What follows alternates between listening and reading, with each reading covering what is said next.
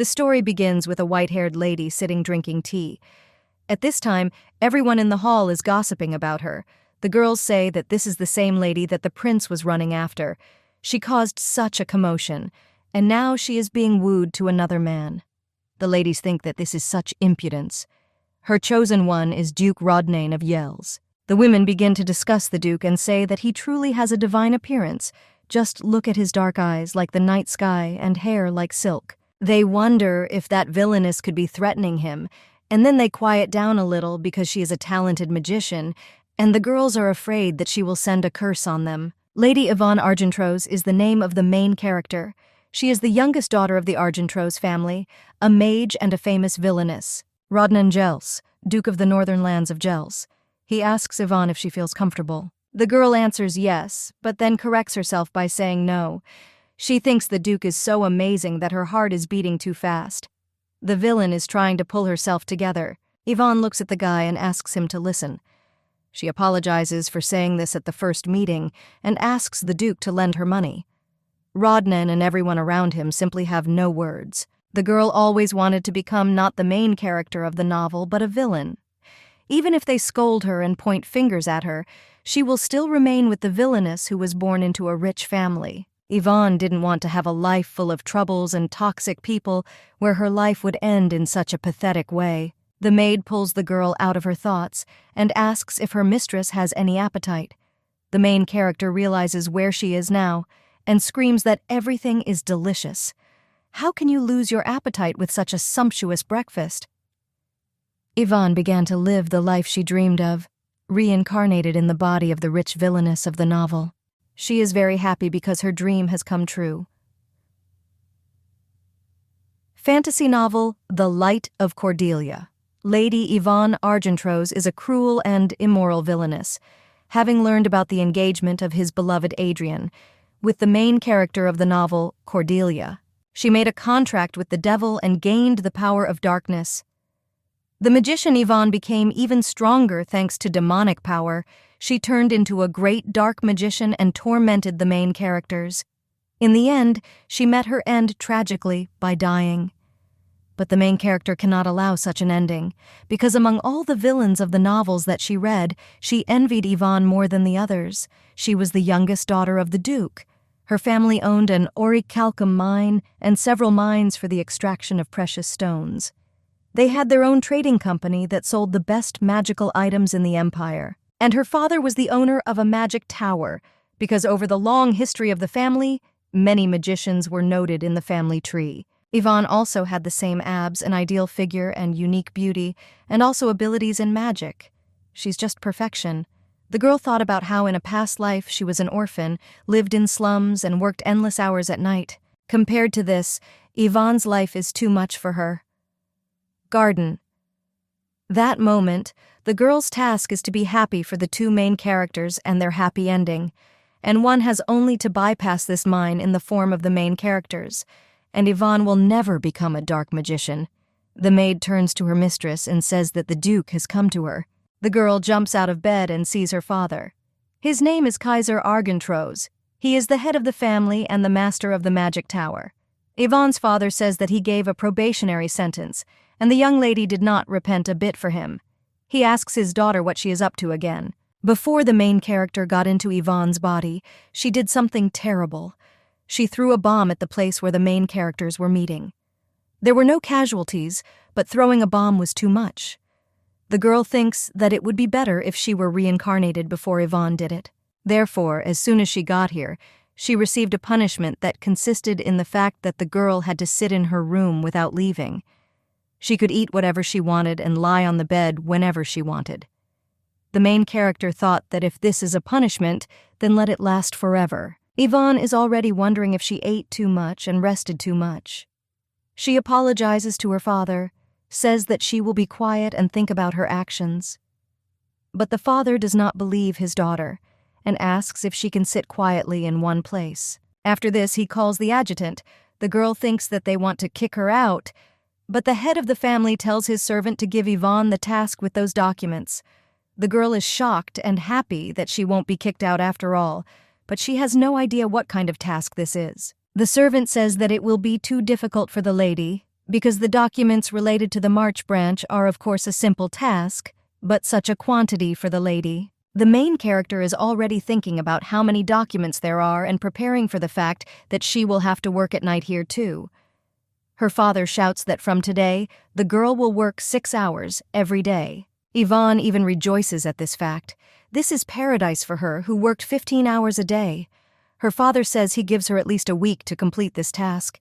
If this time the girl runs away, he will cross her out of the family tree. The father warns his daughter to do the right thing. He leaves the room, and the main character thinks that even though there was not complete harmony, she was glad that she had a family. On the first day the girl appeared in this world, her father called her crazy. Yvonne. It seemed that he hated her. The white-haired lady tells her maid that it's great that she wasn't kicked out. She claims that she wants something sweet, and the maid says that she will bring it now. At this time, Rodnan is working with documents. His servant asks if he is reading these documents again, but Hertz says that they were just lying in the desk drawer. The ward says that, judging by the lack of news for 18 years, everything has long been forgotten there. The guy says that his father was worried until the end that he could not repay this debt. He even wrote a will so that his son would certainly fulfill his request if he returned. The servant claims that if necessary, they will write themselves, and there is no need to think too much about it. The Duke agrees, because there is no point in worrying about something that hasn't even happened yet. Ward, Zhenya speaks of her confidence that this man will not contact the Duke. Rodnan says that this is said too confidently, but the servant assures that he has a premonition that never deceives him. The guy doesn't think it's right, but he'll try to believe him. Kaiser sits at his desk and looks at the documents in shock, asking if his daughter did it. The mentee says that she suggested a good idea. The father does not believe that Yvonne could do this. The servant claims that in this way it will be possible to immediately estimate the company's monthly sales. The method of organizing square tables is a real reform. He notes that he knew that Yvonne had a lively mind since childhood, but she turned out to be so unusual. It's surprising. The Kaiser thought that his daughter would not like working with documents. He orders his personal maid Yvonne to be called. When she enters the office, she greets her master. The main character's father wants to ask the maid a question, and he asks if she has noticed anything strange in Yvonne's behavior lately, because she is closest to her and probably knows something. The maid claims that she also wanted to talk to him because, to be honest, after the master assigned punishment to his daughter, she became very depressed. Kaiser is very surprised because before she did not react when her father scolded her. The maid continues her story and says that her mistress began to eat about half of the usual amount. The father never ceases to be surprised because his daughter has eaten 6 times a day since childhood. The maid says that she heard from other maids that the mistress cleaned up the work table in the office. Kaiser, noticing that his daughter has changed so suddenly and there must be some reason for this. He thinks that this is most likely because of the prince, because his open refusal must have shocked his daughter. The father reproaches himself for not knowing this and only scolding her. He concludes that his daughter still cannot forget the prince. Yvonne sits in her room and eats sweets. She didn't think that her Excel skills would be useful to her. The girl was worrying in vain because she thought that something serious had happened. The maid tells her master that although the white-haired lady does not show it, it seems that everything is so. Yvonne, lying on the sofa, thinks that every day would be as calm. The Kaiser, sitting with a mug of tea, still can't stop thinking about what happened. He thinks that his daughter was so much in love with the prince, and he didn't even look in her direction. Yvonne is flexible, active, has a beautiful appearance and magical abilities, and she is also the eldest daughter of the Argentros family. The father of the main character wonders what the prince was missing because he seems to be deliberately going on a date with the illegitimate daughter of the ruler of the Mare Kingdom. The Kaiser furiously hits the table with his hand and realizes that he can completely understand his daughter. Yvonne at that time approaches the table. Seeing the actions of her father, she asks if something happened. The father replied that no, and called her to come to him quickly. The girl sat down at the table and asked if there was any problem with those documents, because she tried, but if she made a mistake, she asked her to ask. The Duke is shocked because Yvonne has never apologized before. He replies that everything is just wonderful, and both he and the adjutant are completely shocked by the girl's work. Yvonne is very happy and thanks her father for the compliment. He also notices that she smiled, but before she did not pay attention to the praise. The father of the main character tells her that she looks happy today. The girl agrees. She thought that her father would scold her today, but it seems she was mistaken. She reports that she did not think that her father would praise her. Kaiser says that until now, Yvonne has always been up to some kind of prank. The white-haired lady says that she is to blame and that she is sorry for causing so much trouble to their family. She promises to be more careful in the future. In her thoughts, she rejoices that all her life she will relax at home and enjoy delicious food. But suddenly her father screams and asks why his daughter is so downcast. Is there any flaws in her? He calms down and says that he himself punished the girl so that she would reform. But seeing his daughter in such a state, his heart is uneasy. Kaiser says that he bought a house, and the girl can break everything there to vent her anger. Yvonne doesn't believe what she just heard. The servant says that the Duke installed a shield near the house, and the girl can not only use magic, but also explode bombs. Her father says that the girl can go there even now, but she asks to wait. She thinks, why destroy the house? Because all her life she dreamed of having her own house and does not understand why her father's face is so pleased. The main character tells her father that he punished her because she did something wrong, and she doesn't have to destroy the house. But the Kaiser is furious and says his daughter's name and asks what's wrong with her. He uses his magic in rage and asks who this prince is that brought his daughter to this. The adjutant calms down the main character's father. He apologizes and says that he was too excited and asks you to forgive him if he scared him. Yvonne says in surprise that this is amazing because her father used real magic. The same one is a little embarrassed and asks why there should be any surprise.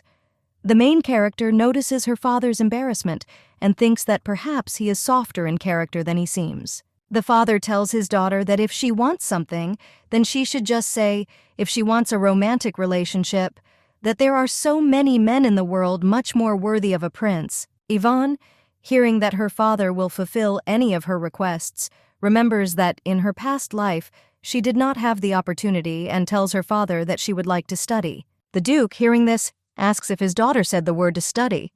The adjutant says that it seems she said so. After reincarnation, the main character did not know much about this life. She wants to learn everything. The girl is very happy that she can only focus on her studies. Since Yvonne is also a magician, that means she can control magic like her father. But it seems strange to her that for some reason she cannot master books on magic, although she has no problems with reading. The main character wonders if this could be because she is not the real Yvonne. Of course, she doesn't need magic right now. She considers trying to use it just in case. The girl remembers what is usually shouted in cartoons or novels, extends her right hand and says fire. At this time, her brother comes into the room and asks what she is doing. Yvonne is confused and wonders why he had to come in at such a moment. Yvonne's brother is Barden, who called her a crazy dog. He is the son of Duke Argentros, an assistant professor at the Academy of Magic in the Faculty of Magicians. The main character asks her brother what he is talking about. Well, he says that her words make him tremble. To begin with, he asks his sister to answer whether she herself put the sales in order and compiled the tables. He wonders why the girl suddenly wanted to study basic subjects. Yvonne claims that she just felt like it. The guy asks what happened to his sister and asks her if she wants the title. But the main character does not understand how her brother came to such conclusions and asks if he spoke for the title. He replies that it might be useful to replace the little Duke. Yvonne screams in rage that she just wants to help her brother and their family. Barden did not expect such words. He does not understand why the white-haired lady wants to help him. Yvonne says that previously the monster appeared once every 10 years, but now this period is becoming shorter and shorter. Her brother also knows about this since he participated in the battles. The last major battle took place 5 years after their appearance. It is obvious that the next war will be even larger and will most likely happen in 3 years. Barden knows, but asks what the girl's conclusions are based on. At first, she doesn't know what to answer, but then she says that her conclusions are based on the fact that she studied history all day today, looked at when there were major battles, and checked for the presence of monsters in these battles. The main character handed the guy a piece of paper. He looked at it in surprise and asked himself in his thoughts how Yvonne found out this herself and collected the data in a table. She reproaches her brother for what he said about the girl trying to get the title. Barden asks what his sister is really trying to achieve then, since she is not one of those who will just help. The main character thinks how suspicious he is. She says that, to be honest, it was very difficult for her, but she wants to help him and his father live a calm life. The girl asks if her brother understands her, but he still doesn't really believe it and suspiciously asks what she said. Yvonne is already furious and repeats the word brother. Barden calls his sister a crazy dog in his thoughts and thinks that she really is crazy. He blames the crown prince for this. The guy comes to his father's office and says that Yvonne is somehow strange. Kaiser asks if his son noticed too. The father says that his daughter said he was amazing, and the brother says that the girl called him brother. They think that the prince's refusal was a big blow for Yvonne because she said that it was hard for her and now she wants to live a quiet life. Also today, the teachers who came to her said that her thirst for knowledge is commendable, but her look is full of madness. Barden concludes that she is not herself right now. He asks what is it about this prince. Kaiser says that he wants to introduce Yvonne to a man with whom the prince cannot be compared, because maybe her condition will improve if she goes on a date with someone better. Barden agrees and says it's better than staying at home all the time. The two of them grin evilly, and the brother asks if his father chose the candidate. Rodnan claims that Ant's instincts have failed him again and orders him to prepare everything for the trip. He had a reason to go to the capital because the Kaiser sent him an invitation to an official meeting with his daughter. 18 years ago, the previous Duke of Gels was a rather straightforward and self-confident man. He took part in the fight against monsters, trusting only his sword. However, during the battle, he was trapped in flames. At that time, Kaiser Argentros was passing by, heading north to get medicine for his sick wife. The Kaiser's great move helped the Duke in that dangerous situation. Thus, the Yales family found itself in great debt to Argentros. The proud father was, on the one hand, grateful for the rescue, but asked not to disclose the fact that the magician helped him get rid of danger. Tied up, he promised to fulfill any request of the Kaiser. Nowadays, thanks to one letter, the forgotten oath has made itself felt again. The servant asks if the Duke really intends to go there, but he claims that Ant himself saw that the prince had a beloved, which greatly upset the Duke's daughter. The ward tells his master that Duke Argentros is crossing all boundaries, because how can one remind of an oath for such a purpose? He argues that Rodnan is not obligated to date his daughter because of this, but the Duke does not listen to the guy with blue hair. He says that it is necessary to order a new suit and prepare gifts in advance. The servant does not understand why his master is so eager to do this, because this is Lady Yvonne Argentros herself. She has done so much in her life. Why should Rodnan help this villainess? But the Duke is adamant. He says that he will certainly repay his family's debt, and the time for this has come, especially since one should not forget about his father's will. And too cannot overcome his master's stubbornness, and he says that he will send a letter saying that the Duke is heading to the Gels estate in the capital, and will also plan passage to the atelier. Rodnan becomes curious about how scary a person the Duke's daughter is. The next day, Yvonne heads for the capital in a carriage. A girl on the street meets her gaze and tells her friend about it.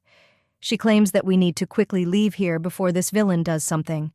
The main character, of course, assumed, but did not think that everything was so bad. Barden claims that girls are still afraid of his sister, and her reputation is still strong. Yvonne asks in her thoughts whether he likes this treatment of his own sister. The family arrives in Naciel.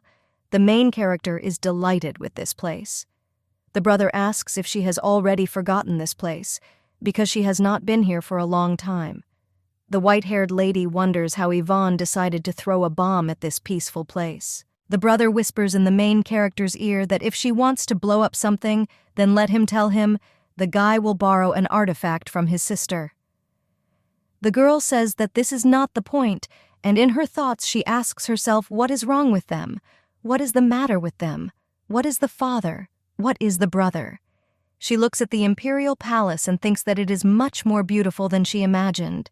But her father blocks the view of the palace and tells Yvonne not to even look that way. The main character is shocked. Her brother asks her if she is still sorry, but the white-haired lady asks why she should be sorry. Do they really think that the girl is still in love with the prince? She tries to tell her family that she forgot about the prince. Her brother and father, of course, don't believe her, but it's true. Altogether, they go to the best atelier in the empire, Elmador. Workers greet customers with warm smiles.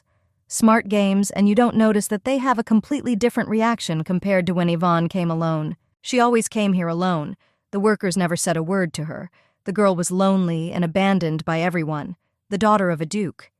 The white-haired lady became a little depressed from such memories. Her father asked if she was okay.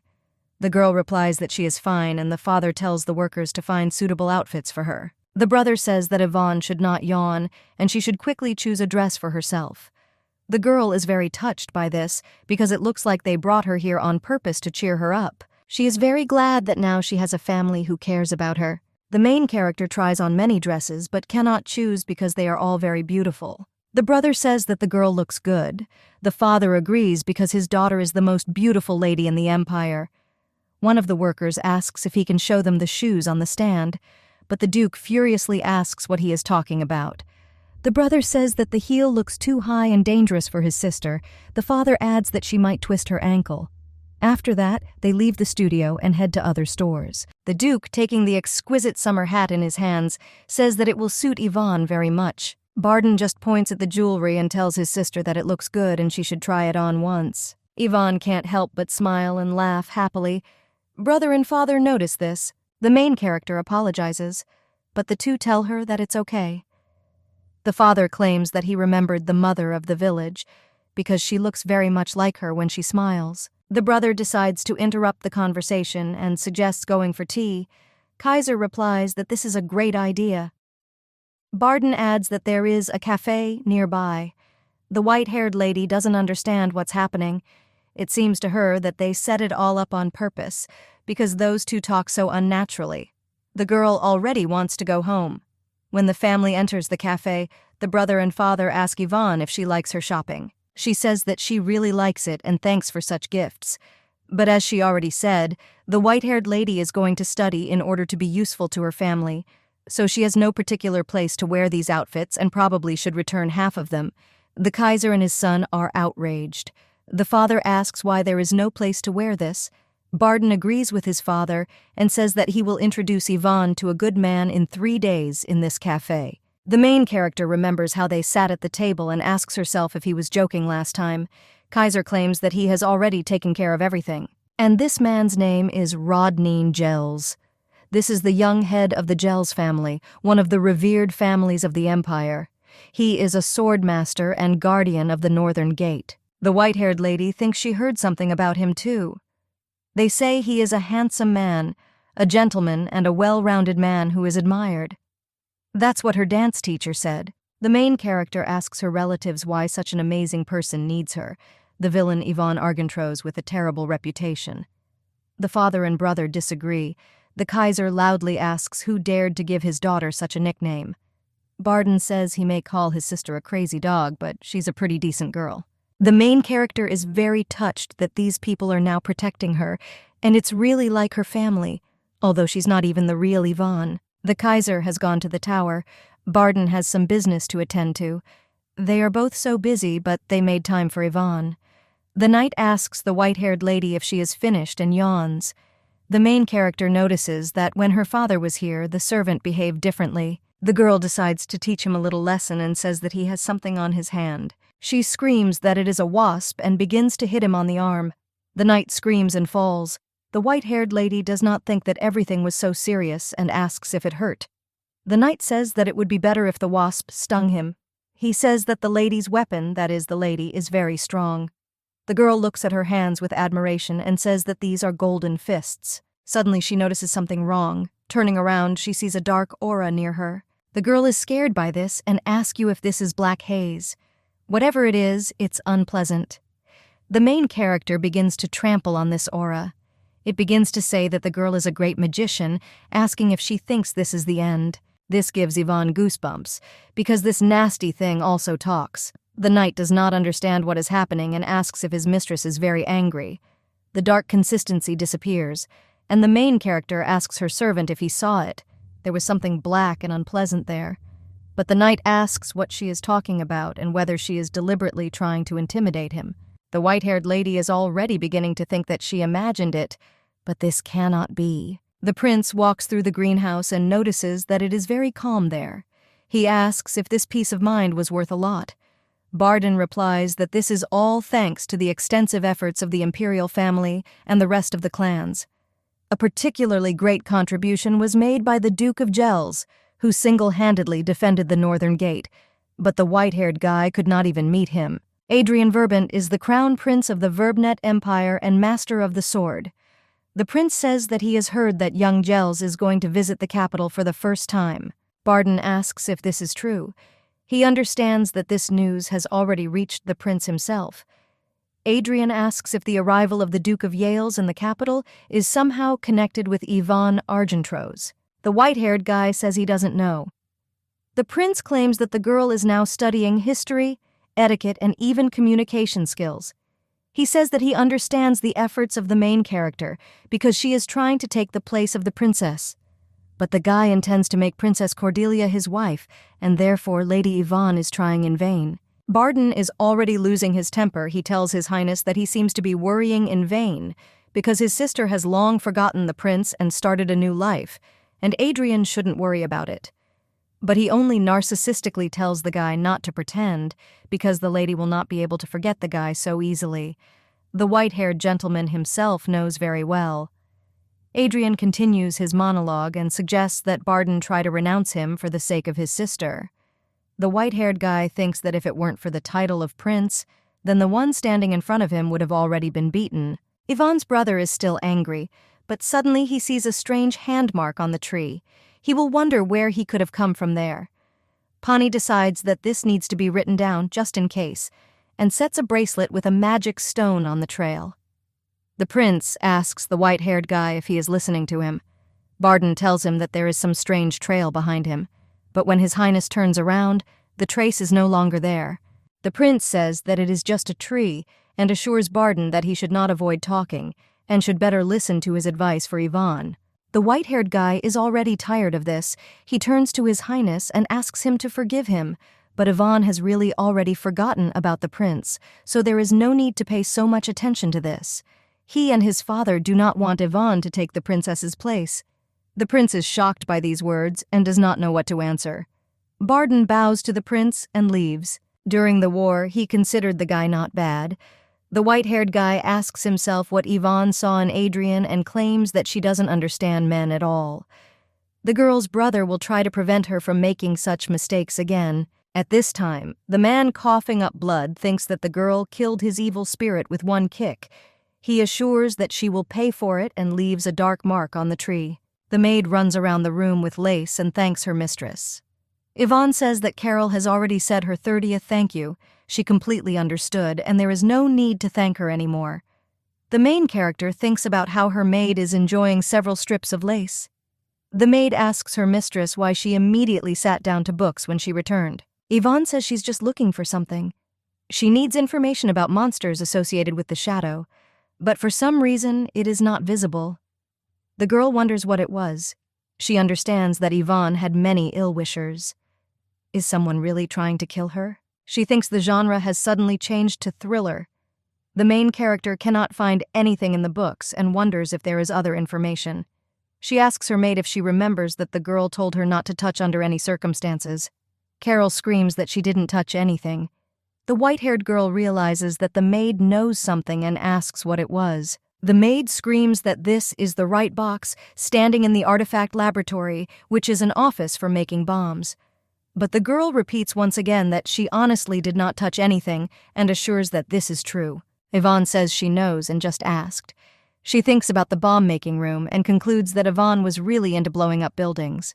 She asks her maid to let her know if anyone wants to go there. Carol obeys and says that if she discovers that someone has entered there, she will immediately throw the bomb that is in the earring. The main character looks a little puzzled at the earring. She didn't even think that it was a bomb. She thinks that Carol stayed to work as Yvonne's maid for a reason. At night, the white-haired lady decides to look into the laboratory. She comes into the room with a lamp. The girl thought that the laboratory would be dark and boring, but there everything was different.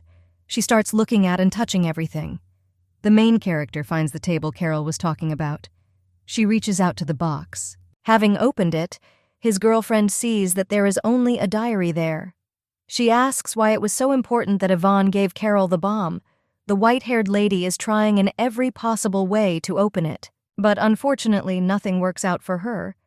The main character thought that with Yvonne's strength she would succeed, but the diary did not open. Looking around, the girl notices a book on the shelf. She takes it in her hands and opens it to a page with a bookmark. On it, the main character sees the line, "Magical memory loss and a cure." The book falls out of her hands because the girl comes to the realization that the previous owner of the body had magical memory loss. Sitting at the table near the book, she says that she thought she could use magic because she is not the real Yvonne. It turns out she was sick. It's good that there is a method of healing. You just need to crush 1 kilogram of TL's crystal. And if you drink tea regularly, complete healing is possible. At the girl's glance, she comes across the price of the precious stone. 1 gram costs 10 million gold, and 1 kilogram costs 100 million. She looks in shock at such figures because for that time it was an exorbitant price. The Duke tries on a new suit, and rumors say that these clothes were made especially for him because they fit perfectly. Another employee claims that it's a big part of their family to work for Yale's. Having finished with the fitting, the Duke says to prepare everything according to these sizes. While he is changing into his outfit, the guy asks his servant if there has been any news from the north.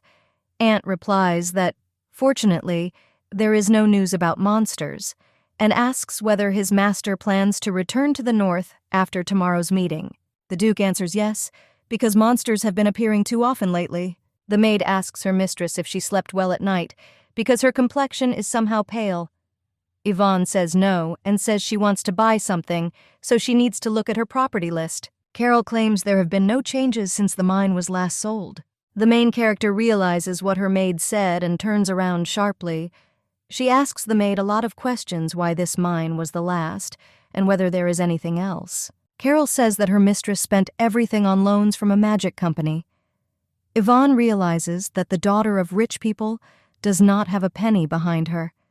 If you find out that in a dangerous situation she cannot use magic, then what will she have to do? She tells the maid that she doesn't care what kind of jewelry and orders her to quickly pick up and prepare the magic ball. Carol compliments her mistress and says that she looks beautiful with any jewelry. The main character wonders what's wrong with her but still thanks her maid. Through a magic ball, the girl contacts the head of the branch of the gem company, and he claims that the price of teals is 20 million per gram. The head of the branch says that the girl contacted them just in time. Now the price is very good. Last week it was 30 million. The main character asks if by chance there is any cheap teals. Her interlocutor laughs at this and says that the girl knows how to joke. After all, money is money, and this crystal is usually sold by the gram. And if she needs a whole kilogram, then most likely she will have to buy all the teals that are in the empire.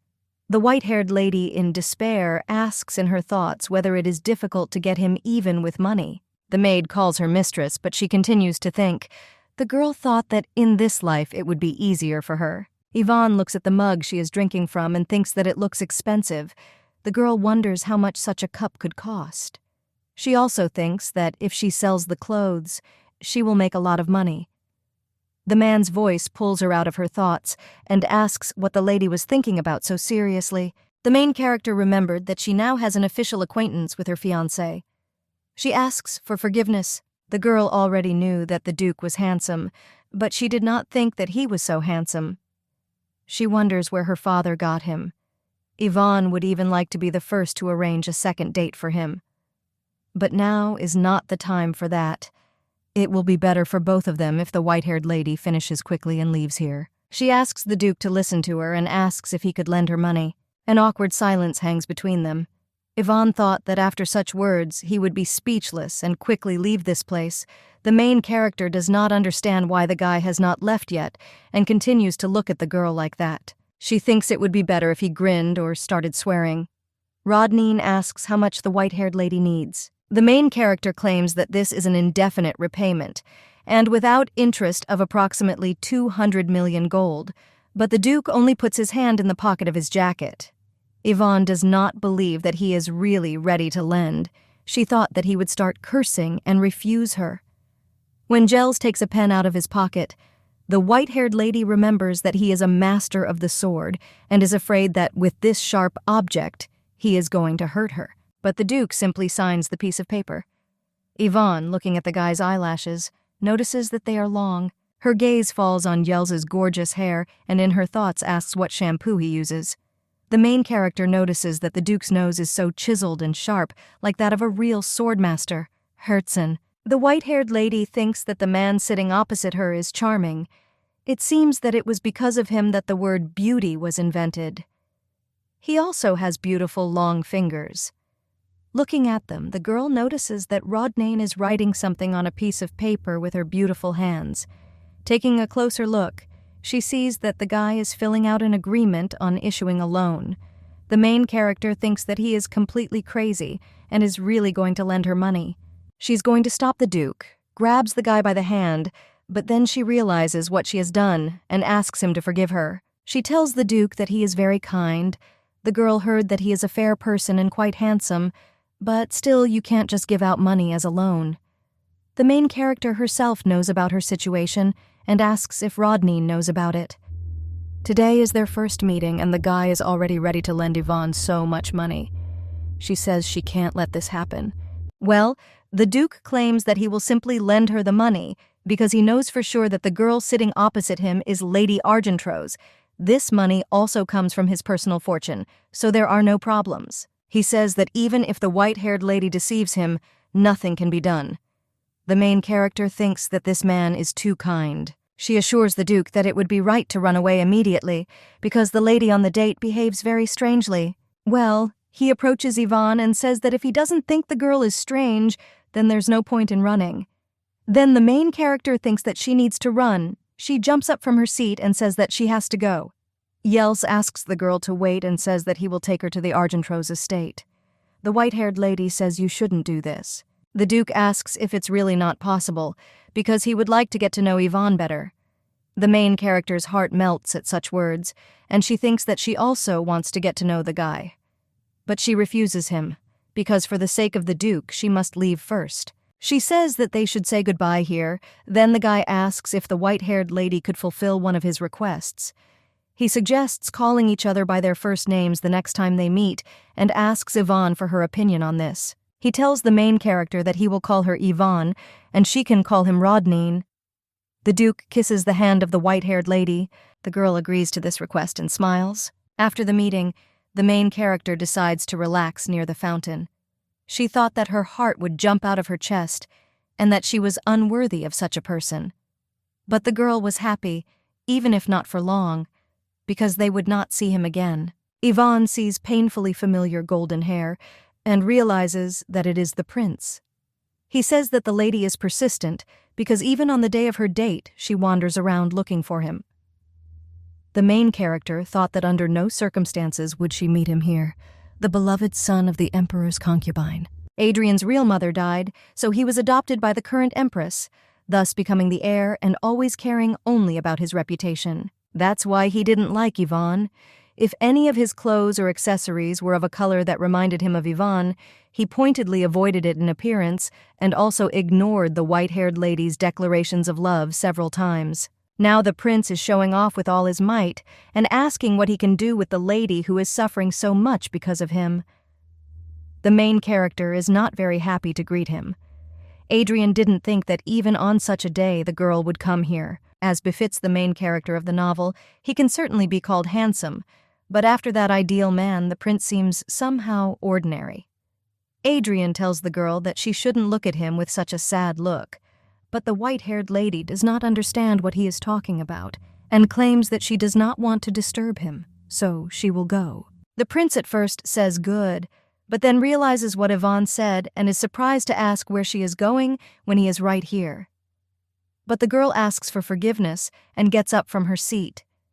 She thinks that she should leave there quickly, but the prince screams for her to wait and grabs the lady's hand.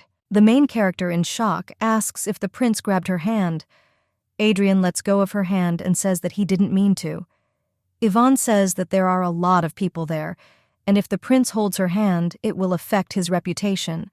The white-haired lady claims that the prince has always been worried about this and thinks that she should tell him directly. The girl says that he seems to have misunderstood because she has long forgotten about him. She assures that Adrian need not worry because in the future the girl will not interfere with them. The main character apologizes for everything she did, but the prince says that the lady is just trying to reach his heart. As far as he knows, Yvonne has begun studying to become his wife. He says that there is no need to be shy, because there is nothing shameful in learning. The white-haired lady does not understand what this narcissistic prince is talking about. She notices that his hair is yellow, and he says disgustingly, as if his head is smeared with oil. The girl furiously tells His Highness that everything is wrong. She wonders why this psycho cannot understand and says that she no longer has any feelings for Adrian. But he still doesn't understand and says that the girl is just trying to attract his attention. Even the Duke of Yale's was used for this. The prince asks if Yvonne feels sorry for him. The main character clenches her fists and almost cries because of this idiot. His Highness asks the lady if she is crying because of him. Rodnan approaches the couple from behind and says that he has finally found Yvonne. He greets the prince and says his name is Rodnan Gels. Adrian, in amazement, asks if this is the Duke of Gels. Two guys are standing opposite each other. People begin to whisper. One lady from the crowd asks if Miss Argentrose stands between the prince and the duke. Is this really a love triangle?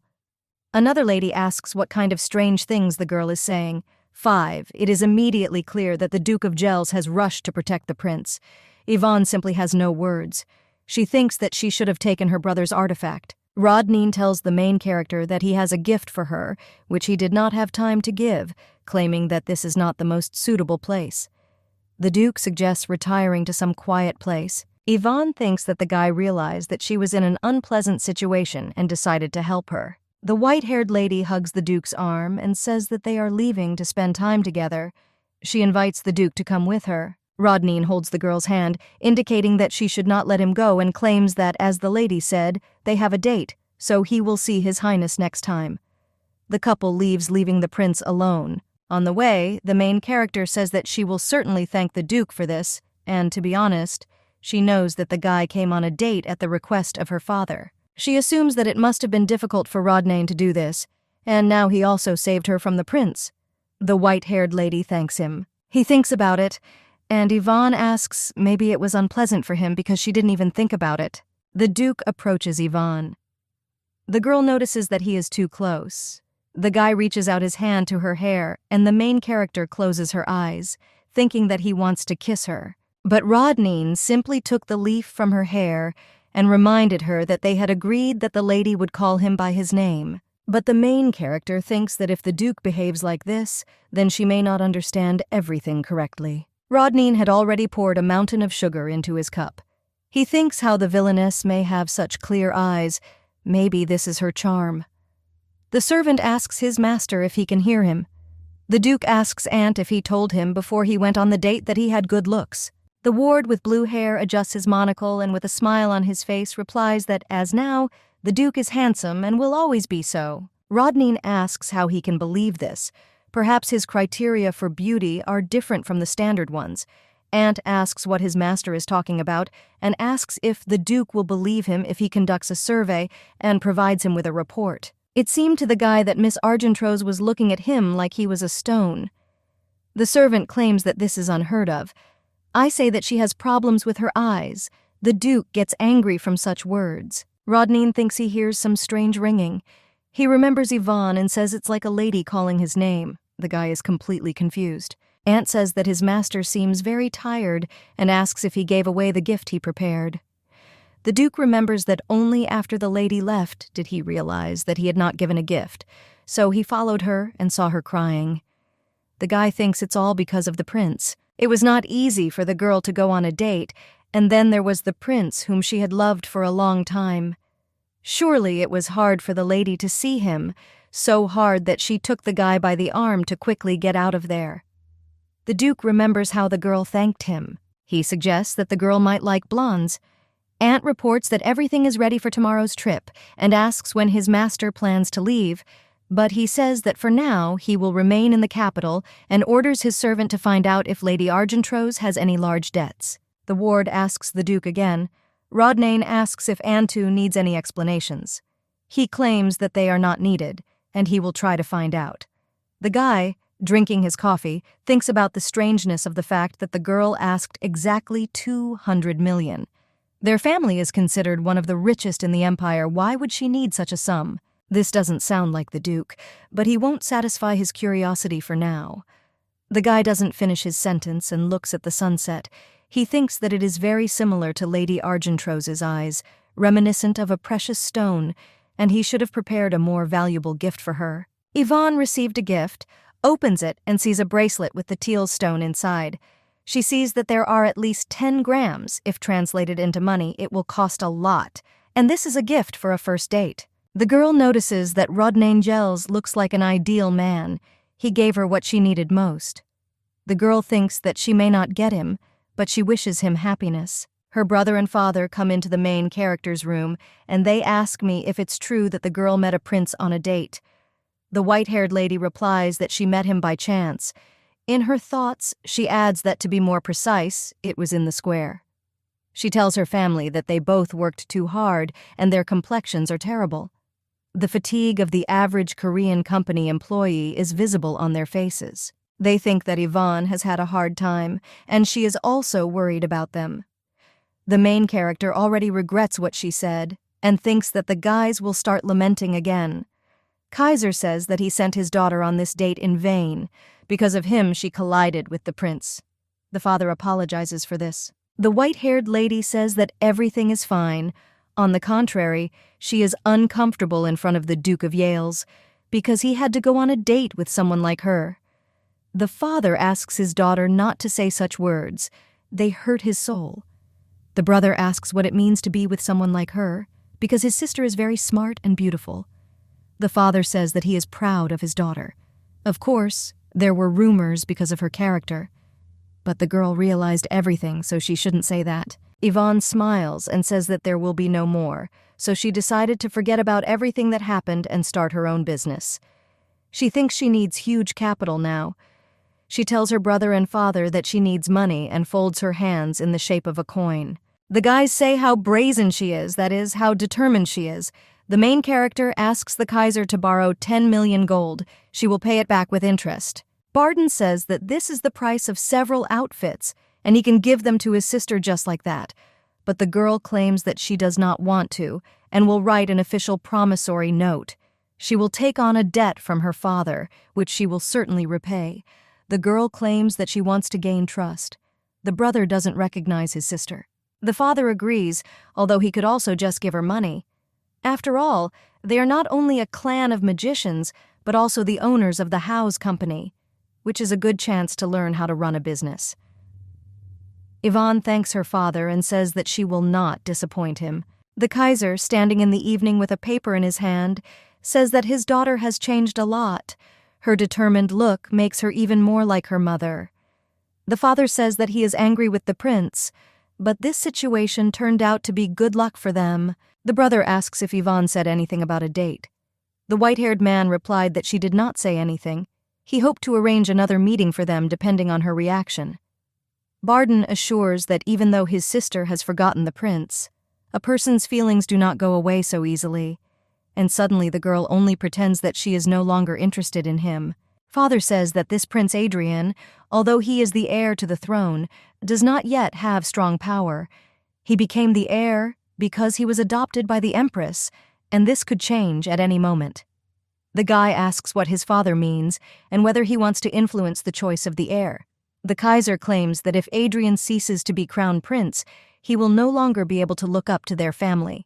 Barden asks if he is ready to do this for the sake of Yvonne, because the Argentroses have never interfered in the affairs of the imperial family. The man says that this is not only for the sake of his daughter. The king's illegitimate daughter, Mare, whom the prince brought from the war, does not inspire confidence in him. The guy says that he has the same thoughts. Her healing skills with which she saved the prince on the battlefield are beyond the normal level. He even thought about conducting an investigation. The father entrusts this matter to his son. and he tells him to contact the third prince. Someone sent 2 letters to the main character. The girl asked who they were from. The maid replied that one was from the Duke of Yale's, and the second from the Crown Prince. The white-haired lady falls into despair because she thinks that the first is a complaint and the second is a summons. She thinks that the Duke may not be happy with his date with her. The prince must have sent an arrest warrant for that bomb incident. The maid is trying to calm down her mistress, and I assure that although she acted a little on emotions, she now leads a calm lifestyle as if she had gone to a monastery. Yvonne asks where she has seen a monastery be so good and asks her maid to give her letters. She opens the letter from the Duke first and thinks about what to do if it is really a letter of complaint or a demand to return the bracelet from Thiel's. The girl remembers that day he was so caring and gentle. She reads the text of the letter. Rodnan wrote to the girl that he really liked yesterday's date. The guys are worried whether the main character liked the gift. If she has time, Tony is pestering her to go to the opera with him tomorrow. He will wait for her answer. The white-haired lady looks at the paper and realizes that this is an invitation to a second date.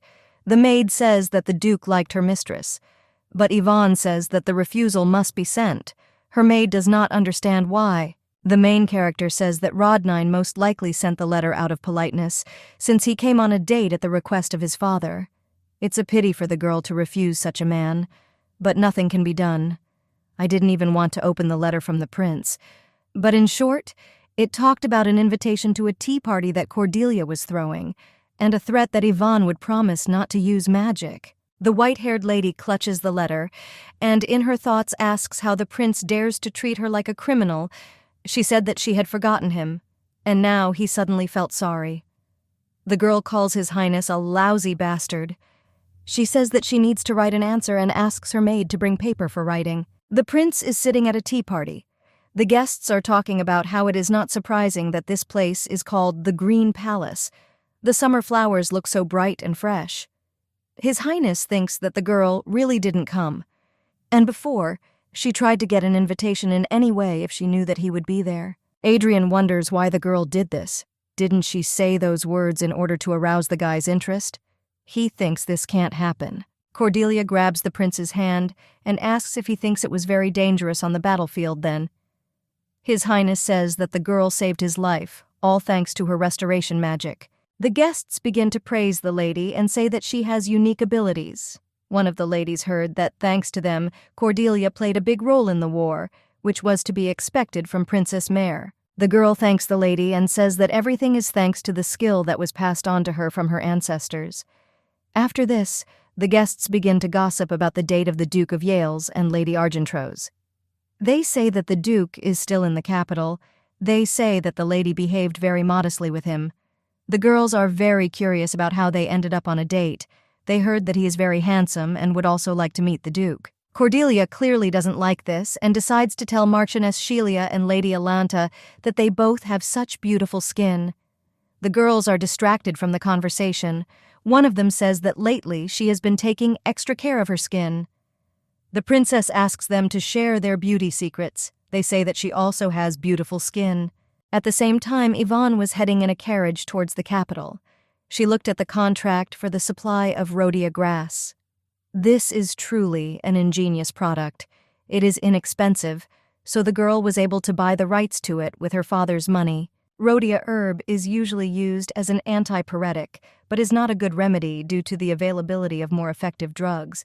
But that is if it is used as a remedy for fever. According to the plot, when Adrian and Cordelia returned to the capital, an unknown skin disease appeared among the aristocrats. Cordelia, who was an illegitimate child, was not accepted in high circles, but she found a way to treat this disease, thereby changing the attitude towards herself. That remedy turned out to be rhodia herb. Cordelia gave this herb to everyone for free, but the main character has no such desire because she is the villain Yvonne. Since the girl is in the plot of the novel, it is necessary to use all the information she has. She mentally apologizes to the princess, but she uses the rhodia herb to earn 200 million. The servant informs his mistress that they have arrived in Naciel. The white-haired lady thinks that the herb can be sold immediately, but if she wants to sell it at a high price, it is important to think about packaging.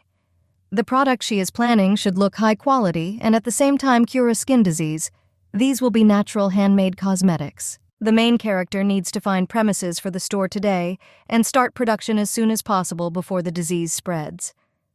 She looks at the imperial palace and tells the prince to drink tea with his bride while she goes about her business. Yvonne gets dust in her eyes because a strong wind has blown and the Duke of Yales is approaching the girl. The main character asks what brought him here. Everyone around begins to gossip about the situation. They, seeing the Duke, say that he is much more handsome than they say about him. The white-haired lady looks at Rodnan and agrees, because the Duke is truly simply incomparable. It seems as if he is all glowing. His appearance is captivating, even if he is just standing, and even his cold gaze is attractive. It is a killer beauty. Rodnan addresses the main character, but she turns around only when he calls her name. She apologizes and asks the Duke what he said. The guy says that even though the girl rejected him, he is very glad that they met by chance. The guy asks if the ladies' meeting is over yet. Yvonne says it's over, but she had personal matters to attend to. The main character is tormented by her conscience that she is lying, looking into these beautiful eyes, because she did not have any meeting. Rodnan says that this is good, and he was just about to take a walk. He asks if the girl will allow him to accompany her. She points a finger at herself and asks if the guy wants to accompany her. She doesn't understand what's going on because he asked for a second date out of respect for his father. But what's happening now? The ladies continue to gossip and ask what the Duke is talking about with Lady Argentrose and why they are together. They are already discussing the possibility that the girl might threaten him. Yvonne thinks that nothing good will happen if Rodnan gets involved with this villain. In the novel, the Duke of Yales almost did not appear, only mentioned as the ruler of the northern lands.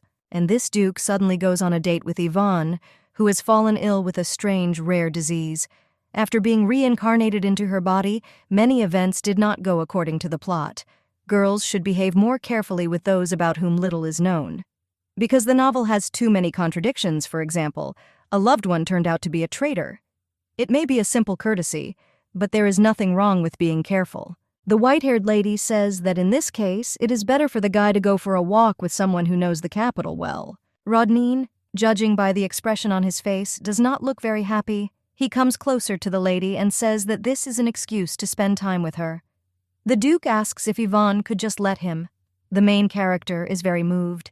The knight behind her tells his mistress how cruel she is. The girl still goes for a walk with Rodnan. She released the accompanying knight and went with the Duke. It happened naturally. The guy told the servant to rest somewhere for now, but he heard these words and immediately rushed off. Now the girl thinks that it is dangerous for her to walk alone, but suddenly she will find herself in even greater danger. The Duke asks why the girl is accompanied by a knight and whether this is such a trick. The main character says that it's simply dangerous on the streets, but at the same moment she remembers that Yvonne was a magician who does not need a knight. At first, she didn't understand why the guy was asking her such obvious things, but for Yvonne this is far from obvious. She says that naturally she could do without the knight, but caution never hurts. Rodnan looks forward coldly and agrees with the white-haired lady. He claims that there are too many scum in the world. The main character only hopes that she is not this trash. The girl sincerely wishes that it would be so and decides to change the topic of conversation. She asks the Duke if he minds, because she's going to go shopping. The guy says that there is nothing wrong with it and concludes that Yvonne loves shopping. He claims he will take this into account. The main character doesn't understand why she feels like she's under interrogation. She remembers all of Yvonne's atrocities and says that she needs to learn to spend less. She's tired of all this luxury. The girl understands that for some reason, she began to make excuses. The Duke asks, "What do you mean?" She doesn't like dresses, bags, shoes, and jewelry. He should have found out in advance before giving a gift.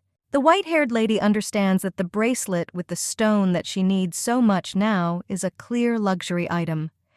As soon as she remembers this, a smile immediately appears on her face. The girl claims that she really liked Rodnan's gift and thanks him.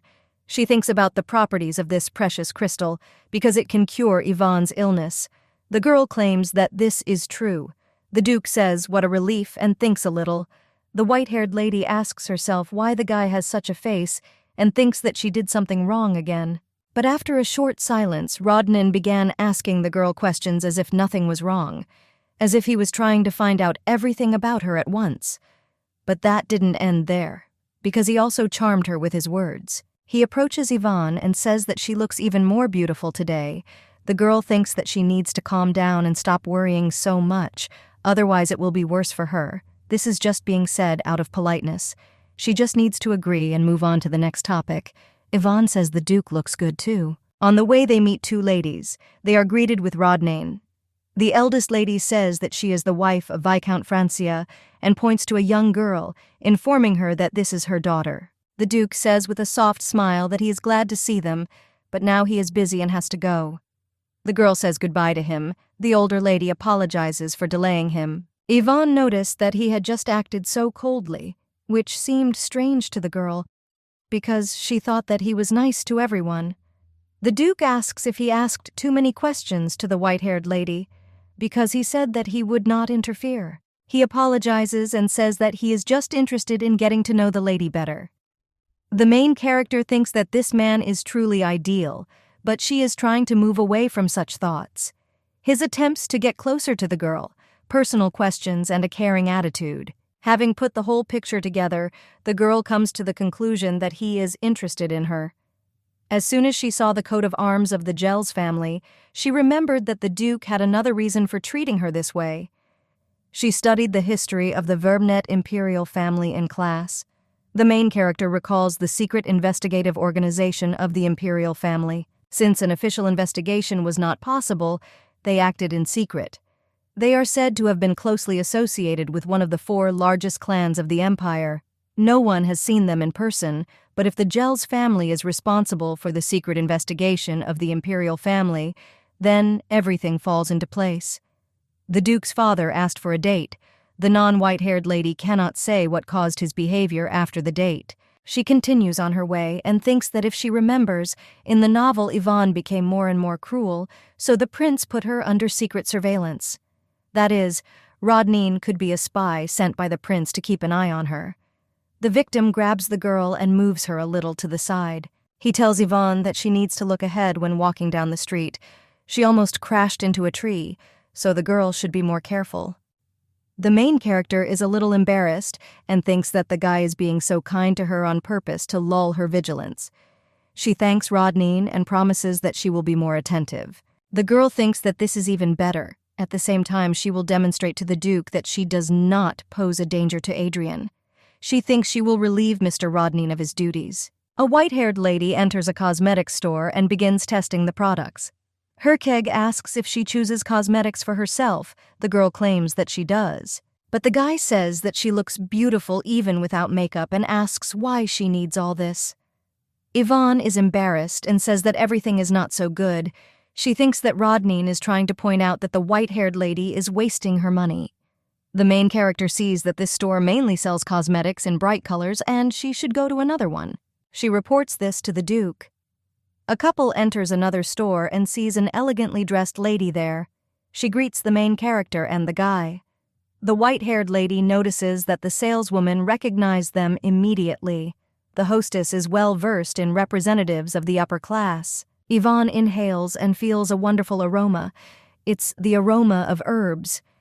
She tells the store owner that it looks like she uses herbs in cosmetics. The saleswoman assures that everything is correct and thanks the lady for noticing this. The girl asks if the lady can tell you about the product she picked up. The hostess takes the cream into her hands and talks about its properties. The main character understands that, after all, functional cosmetics have amazing properties thanks to herbs. She applies the product to her hand, and you notice that the owner takes pride in her products, and they have a nice smell and texture. The white-haired lady thinks that she can make the necessary me in cosmetics here with the help of rhodia herb. She turns around and meets the Duke's gaze, who tilts his head with a smile. The girl remembers that the Duke gave her a bracelet, but she gave him nothing. He, of course, may turn out to be a spy, but this is the task of the prince, and not the one who carries it out, and the boss is to blame, not the subordinates.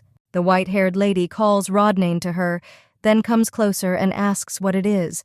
The main character understands that she shouldn't think like that.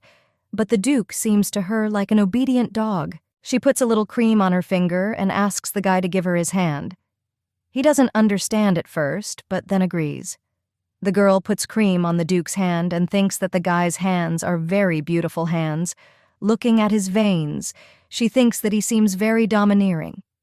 Perhaps such thoughts are unworthy of her, but let someone who looks at this hand and does not think the same throw a stone at her. Ivan asks Rodnan how he is. Well, the guy doesn't answer anything. The main character begins to think that she behaved too rudely. The Duke might not like that she was touching him. The white-haired lady begins to worry and says that she just wanted to thank the guy for that gift, but offering hand cream to a man who often holds a sword is too much. She claims that she herself understands that it was rude. The girl runs away and asks her to forgive her. Rodnan tries to stop her and says that on the contrary, you need to take care of the skin of your hands. The guests in the royal palace are again gossiping about the Duke and Ivan, and they have already heard rumors that they went on a date today. The prince approaches in the crowd with Cordelia. He claims that the event has already ended, but the guests are not leaving. He says he became curious about what they were talking about. One lady claims that nothing special happened. They were just discussing the Duke of Yale's and Miss Argentro's. They are rumored to be on a date in Natsiel. The prince thinks and repeats the girl's words that the lady is on a date. Cordelia seems worried by the prince's behavior. The guests say goodbye to His Majesty, and he leaves grinning. He thinks that Ivan is trying to make him jealous, and it's quite cute. Adrian finds it surprising that this villainess seems attractive to him. This time she tried her best. The princess looks very angry about this, but their prince rejected the villainess because he doesn't like her, but his facial expression and actions indicate obvious jealousy.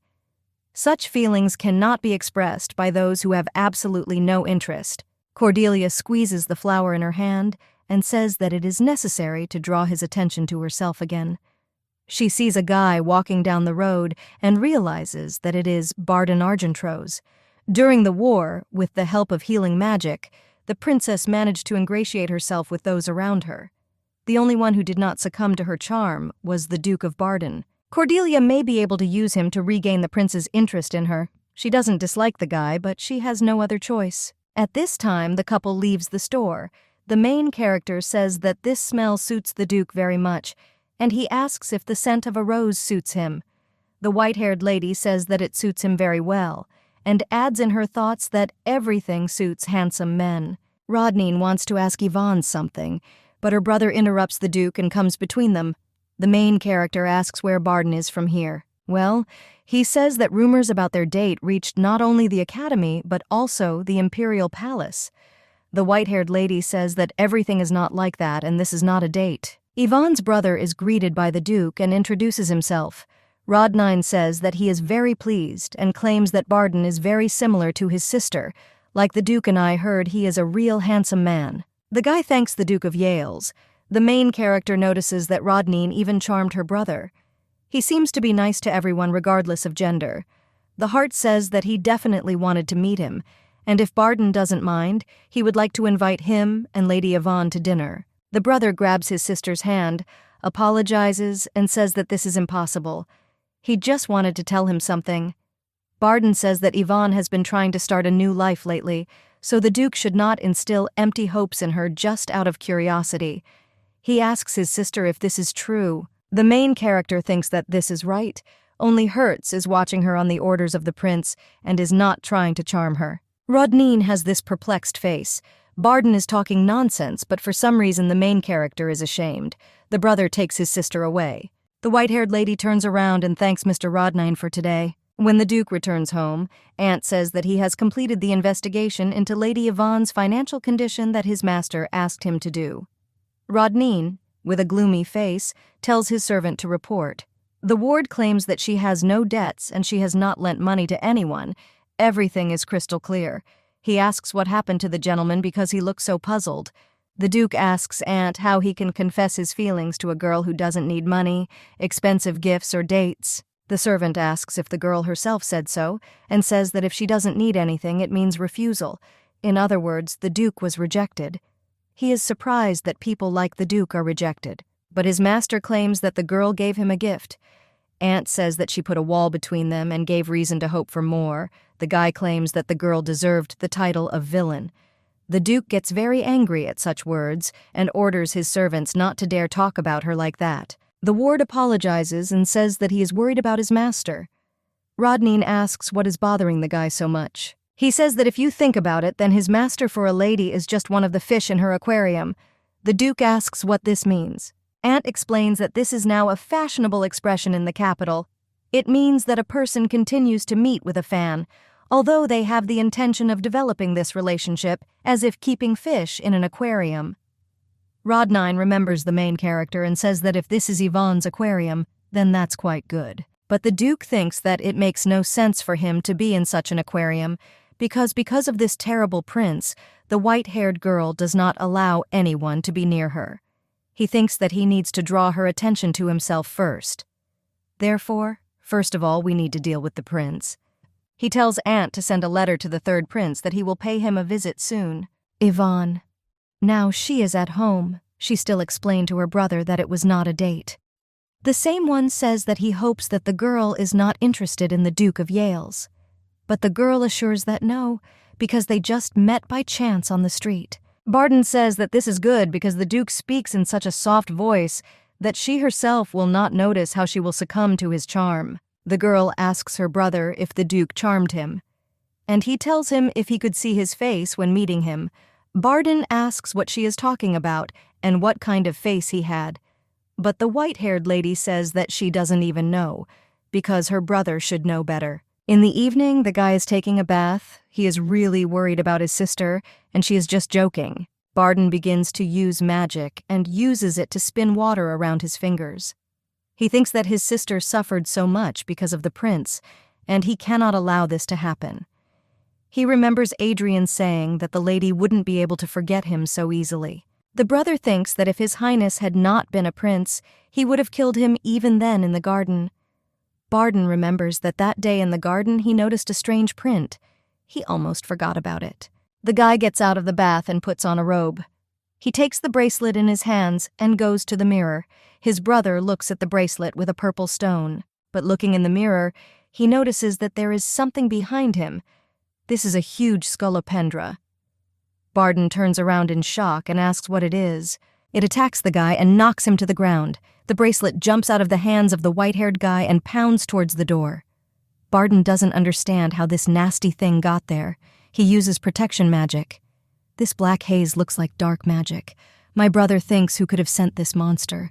The guards should have come running there a long time ago, but they are not there, which means the connection with the outside world has been broken through magic. The guy's barrier begins to crumble. Yvonne is sitting in her room. She asks Carol if she heard anything, but the maid does not understand what her mistress is talking about, and the white-haired girl thinks that she imagined it. But suddenly, she hears another crash and runs out into the corridor. The maid asks where her mistress went and follows her. The girls go to Barden's room. The maid reports that this is the young master's room, but she hears absolutely nothing. Yvonne opens the doors and tells the maid that her brother is in danger. She asks the maid to call people. The girl understands that she clearly heard some kind of roar and the words of a spell. She ordered to call people, but suddenly nothing special happened. She would be embarrassed.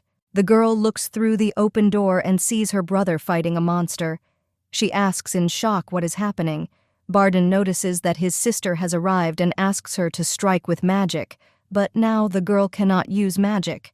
The guy notices that poison is pouring out of the monster's mouth and warns his sister about it. The girl gets very scared and a protective barrier appears around her. The brother asks his sister if she just woke up and tells her to quickly use magic. Scolopendra breaks through his brother's barrier. He creates a magic circle to jump away. Yvonne realizes that the magic broke because of her. She would like to do something, but her body does not listen to her. The girl asks when Carol will return and whether Barden will be able to hold out until help arrives. Since the girl can't help, it's better for her to move away. Her brother begins to use attack magic, but the monster does not take anything. He thinks his sister panicked. Surely this is the first time she has seen such a monster. She was naturally confused in such a situation. He himself almost lost consciousness when he first saw such a monster, but without the help of his sister, Barden will not be able to cope with it. He tells Yvonne to pull herself together, but suddenly the poison paralyzes him. The guy is very angry at his powerlessness, but his sister may be in danger. Suddenly, the main character screams so that the monster does not move. She calls him a lousy bug and throws his bracelet. With this blow, she seriously injures the monster. Somehow, rumors come running and they ask if Mr. and Mrs. are okay. Barden had forgotten that the most useless thing in the world was worrying about his sister. Cordelia begins to bleed. She claims that this simply cannot be. The contract with the monster ended, and in return, her life became shorter. She thinks how the white-haired lady killed her monster with some insignificant bracelet. At first, the girl was able to do this with the monster that followed her shadow. But the centipede named Callan, whom the princess sent to Barden, was a monster of the highest level. He is not someone who can be defeated by ordinary physical strength. Cordelia realizes that the main character appeared at exactly the right moment, but she couldn't hear anything from outside because of the dark magic. The princess comes to the conclusion that the girl already knew what was happening. But this is impossible since Cordelia did not plan to attack Barden. She was only going to follow him until she found out that he recorded her trail on that tree. The princess looks at the magic ball and wonders if it really was a pure coincidence. However, the girl understands that something doesn't add up, so we need to check whether the young man's sister could find out something. At this time, the father of the main character looks at the locked monster. He claims that this is the monster of a dark magician, and there is no doubt about it. The man asks if this centipede really appeared in the house, and Barden replies that, yes, and last night the monster suddenly appeared in his bathroom. And, judging by the direction, he either climbed through the window or was already waiting for him inside. The young lady remembers that the window was tightly closed, then the young man assumes that maybe the monster was already following him when he went to the war to make a report. Father says it's quite possible, but he doesn't think so. Then the main character's brother asks why, and the man replies that only a strong, dark magician can enter into a contract with such a monster, pledging his life expectancy as collateral. And after concluding this contract, a connection with the monster appears, because of which the mock cannot travel far. And the young man asks if this means that there is now a dark magician in the capital. His father replies that this is exactly the case, and is also so impudent that he dared to send his monster to the duchy. Dark mages are those who have made a contract with hellish demons. They summon monsters to cause war. The strongest of them can enter into contracts with monsters and control them, which is why they are even more dangerous. The Empire strictly punishes those associated with dark magic, and also controls all information related to it. The young lady thinks how a dark magician walks freely in the capital of such a state, and whether it could be that what stuck to her shadow that time was also the work of his hands. Therefore, the girl thinks whether she should ask the Duke about this, because he is the owner of the magic tower. And at this time, her brother says that the situation is more serious than he thought, and asks what this dark magician is trying to achieve. The father claims that now they have little information, so it's difficult to say, and then asks if they have anyone in mind. The young man claims that he doesn't even know, because apart from participating in the war, he wasn't particularly involved with anything. Then the father says that they do not know his purpose, and first, they should strengthen the security. The young lady looks at the man and thinks that the reason why Barden could become the target of a dark magician. Most likely, in the novel, Yvonne became a dark archmage, but the girl understands that in order to avoid this fate, she did everything to stop being a villain. And she has no desire to become a dark magician, so Yvonne doesn't understand how she became a dark magician in the first place. But suddenly, the girl realizes that this might not be her personal desire, and it is quite possible that something terrible could happen in the near future. And in the end, the fate of a dark magician may await her. The young lady, thinking about this, does not know what to do. But her father turns to her and asks how the girl finished off this monster, because it has thick scales, which even powerful magic or the ball technique does not affect. Barden puts his hand in his pocket and doesn't even know how to explain all this. He takes out a bent bracelet from there and shows it. And when he says that Yvonne struck the monster with this decoration, the father is shocked. He asks if Yvonne really did it, and the young lady replies that, to be more precise, she threw the jewelry. After all, there was nothing suitable around. Then the man asks why his daughter didn't use magic. The young lady smiles in response to this and does not know what to answer. She is thinking whether to tell her father that she cannot use magic. The girl goes through several scenarios in her head. The first of them shows hope because the father can buy the young lady Tielis. But the second option doesn't seem so good because the father might yell at her and say that the girl has done something wrong again. The main character understands that she has not yet won enough of their trust and therefore cannot make up her mind. Then he starts talking, but her brother interrupts her and says that it's all because of him, because that monster grabbed him. And in that situation, Yvonne could not use magic, otherwise it would have hurt him too. The young lady realizes that she had a chance to do this before the monster grabbed him, and the young man adds that his sister's decision was the best. The main character wonders if her brother understood that she cannot use magic, and if he is trying to cover her up. The father asks if they were hurt, and the young man just looks at his sister and smiles. He says that everyone is safe. Yvonne says that she is also whole thanks to her brother. She thinks that it was even touching, because lately the guy has been trying to please her, which was awkward, and perhaps he would like to be on good terms with the real Yvonne. The father says that the young lady defeated the monster with physical strength alone, and in this way she is like her mother, Camilla. The guys ask if she really looks like her mother. Her father answers yes. After all, Camilla was an excellent knight and also very strong. At a hunting tournament, she caught a brown bear with her bare hands, after which her father fell in love with her. The man sadly says that such a strong woman still went to another world. But then, after a minute of silence, he claims that they have somehow moved away from the topic, and in any case, he will try to find out what is the matter, and then asks if the guys want to tell him anything else. Barden says there's more to it and he'll get straight to the point. Then the guy claims that the Duke of Yales hangs around Yvonne and doesn't leave her behind, and the guy is courting his sister in this way. That rumors about their date reached all the way to the Imperial Palace, as well as the Academy. The Duke of Yales is kind to everyone, so Barden is worried about how he may mislead Yvonne and hurt her feelings. The young lady claims that this is not so at all and that those around her misunderstood everything. But the father cries out that if the Duke flirts with Yvonne again, then let the son immediately tell him, and the father himself will talk to him. The main character only thinks why no one listens to her, but then the maid turns to them from behind the door and reports that a guest has arrived to see the lady. Brother and father are a little wary of this because this has never happened before, so it seems very surprising to them. And the main character asks who came there. At this time, Cordelia is standing on the street with a box in her hands, waiting for her to be let in. A little time later, the young lady is already sitting with a cup of tea. She realizes that the girl in front of her is very sweet, like the spring sun, and just looking at her you feel so calm, because it seems like the princess can calm even a monster. Yvonne wonders if she is the main character, Cordelia. Looking at her with silver hair, she realizes that she didn't want to meet her. But since it happened like this, she has the feeling that the girl is some kind of star. The young lady doesn't understand whether there was such a scene in the plot and why the princess came to her. The brown-haired woman just puts down her mug and thanks the girl for agreeing to accept her despite the sudden visit. Yes, then she says that, to be honest, she thought that the young lady would refuse the meeting. Cordelia says she knows what the young lady doesn't like.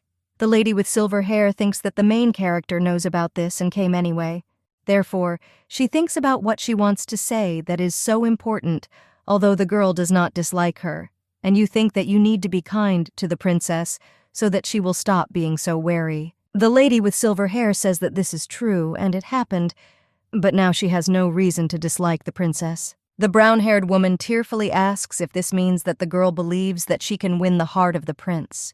The lady with silver hair is shocked by this, and the brown-haired girl at this time thinks that the purpose of her visit today consists of 3 points. The first is to check what Miss Argentrose knows about her, the second is to get rid of Barden's bracelet, and the third is to make sure that the young lady can no longer interfere with her plans.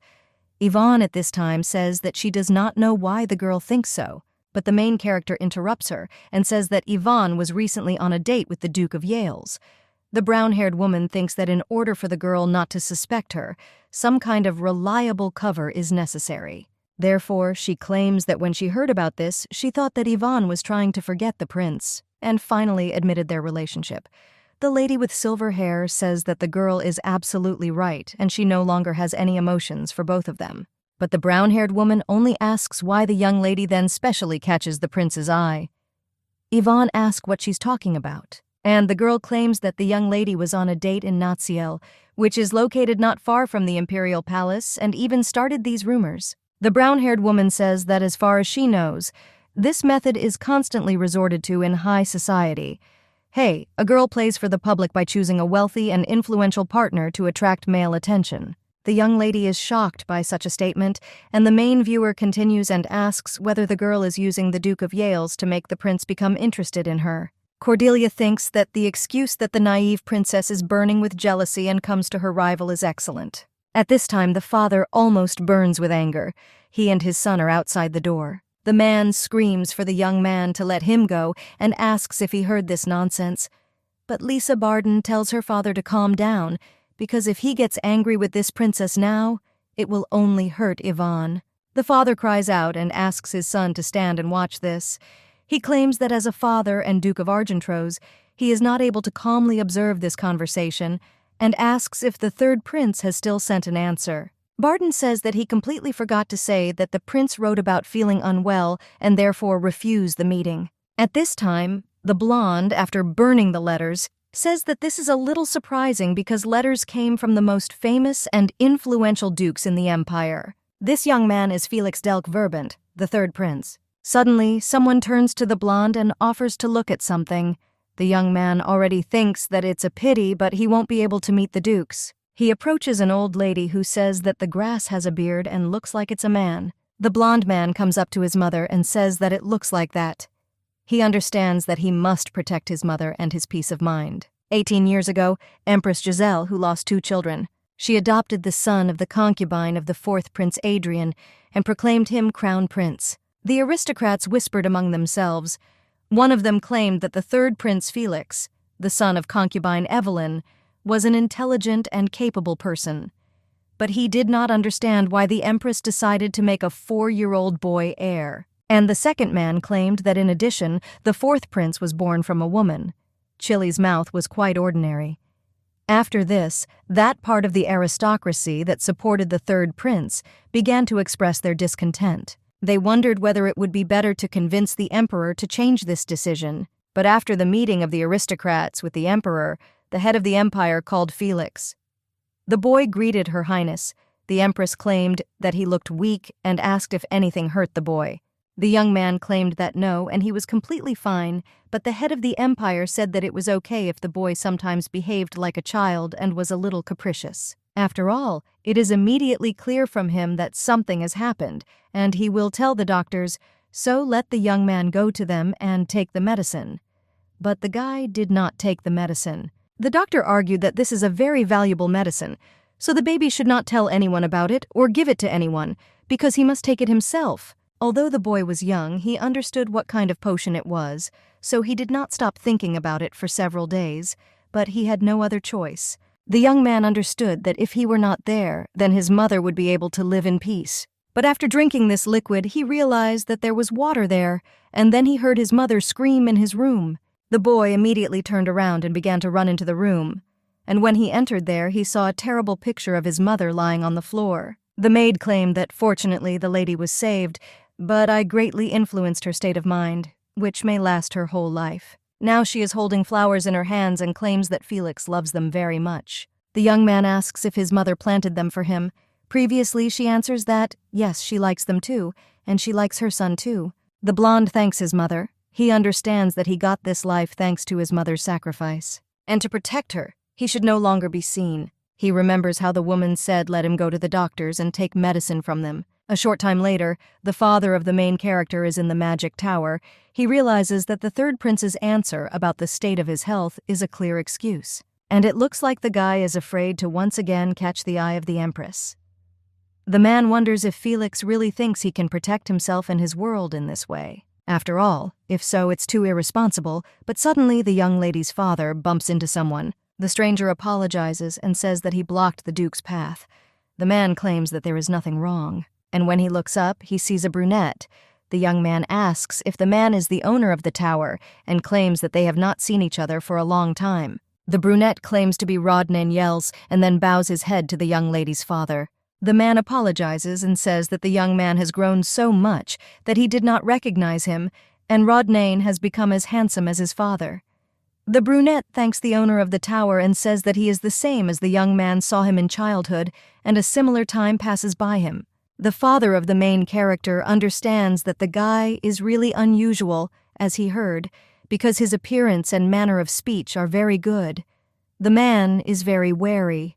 He understands that he made a mistake and thinks why he arranged a date for his daughter with such a young man. The man thanks him for such words and then asks what Rodnan is doing in this tower. The brunette says that, to be honest, he came to find out if there was a teacher for a newbie like him. The father of the lady with silver hair asks why the guy needs this, since he is already a sword master. The young man looks at the man and says that after his arrival in the capital, he saw many magical objects that simplify life, and the magic impressed him very much. And most importantly, there are monsters that can only be defeated with the help of it. Moreover, you can also heal, which can be useful in war, but then the changes will affect the entire Yale's family, who protects the northern lands. The man thinks how in a family that sacredly believed in the power of the sword, there was such a wise young man with deep thoughts. Kaiser's level of alertness immediately decreases, and the young man says that the owner of the tower once helped his late father. Therefore, he always treated him with great respect and gratitude. The main character's father waves his hands and says that he did what he had to do, and says what a modest guy he is. And the young man only adds that the man is also a wonderful person who raised such a beautiful daughter. The Kaiser understands that in addition to a trained body and a pleasant character, the young man also understands people, and perhaps he is much better than the man thought. The young lady's father claims that everything is true and that he has a beautiful daughter. The Duke then says that he cannot understand the man who hurt her. Then the young lady's father cries out that everything is exactly like that, and asks the Duke of Yells if he thinks the same. Kaiser says he has a lot to say about this guy. When they are already heading to the office of the young lady's father, he says that everyone reveres the prince as a war hero, which is why he behaves so arrogantly and, besides, he has a lot of problems. A little time after the owner of the tower expressed everything, he thinks that his soul became lighter. But he didn't even expect that they would be able to find a common language so quickly.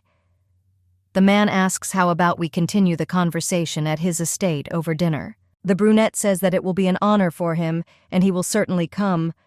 The Kaiser says goodbye to him and says that then they will meet in the evening. Now the main character is sitting with Cordelia, but the girl understands that something is wrong there. So she asks the young lady to answer honestly. She understands that if this is the same Yvonne Argentrose, then she should already be angry and lose her temper. But the young lady just calmly asks if this is all the princess wanted to talk about. Cordelia is shocked by this, and the young lady says that she was just curious because the princess arrived at such an early hour, so the girl thought that she had some serious business. The main character only wonders if the girl is really testing her, because judging by this strange manner of speech, it feels like Yvonne is interrogating her. But who knows?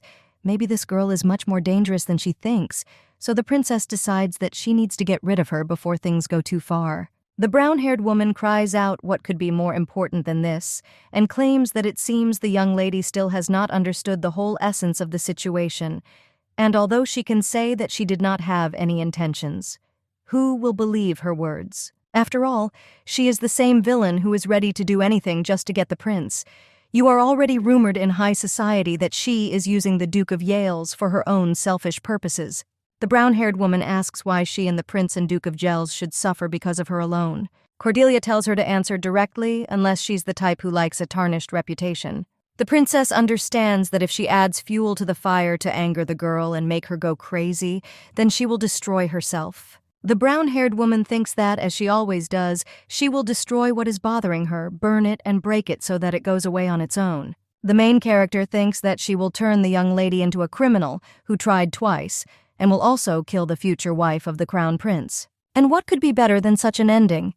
Yvonne raises her hand, and the main character becomes a little wary. She understands that the girl was caught and now she will ruin her own life. But the main character only sticks a fork into the cake. She claims that, of course, it's a pity that such rumors are circulating.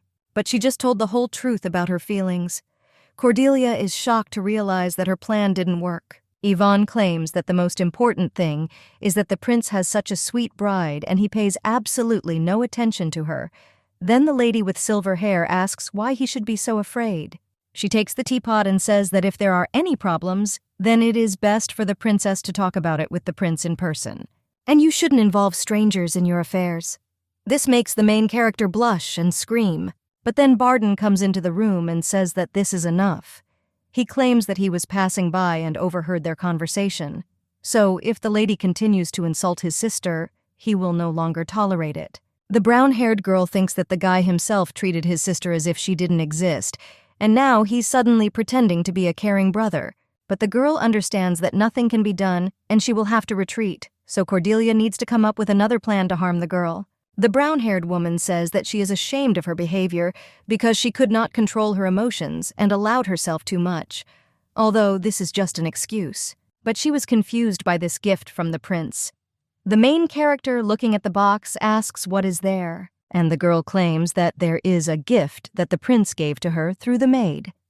Barden just asks what this has to do with the situation. Cordelia, with a sad expression on her face, says that this gift was not intended for her, because the young lady herself will understand this when she reads the note, because it is her gift. Barden just looks at the box, puzzled, and the main character says that she will not justify her behavior, but wants them to know that she did not have any ill intentions towards the young lady, so she bows and leaves. Yvonne and her brother just look after the main character, after which Barden turns to the young lady. He asks how his sister endured this with her character, and the princess even leaves there alive. Yvonne just smiles in response to this. She says that all this is thanks to her brother. After all, he couldn't find a place for himself standing outside the door, so the girl was afraid that if she did something, the guy would lose consciousness. Barden just asks how she knew and when she realized it. But the young lady only says that she has good hearing and she forgives what the young man overheard, but only today. And in her thoughts she adds that these are not just words, because she is really glad that Barden was there, because she could say whatever she wanted, because she knew that the young man would take action if something happened. The girl remembers that even she was angry, and the lady with silver hair is afraid to imagine what the real Yvonne would have felt.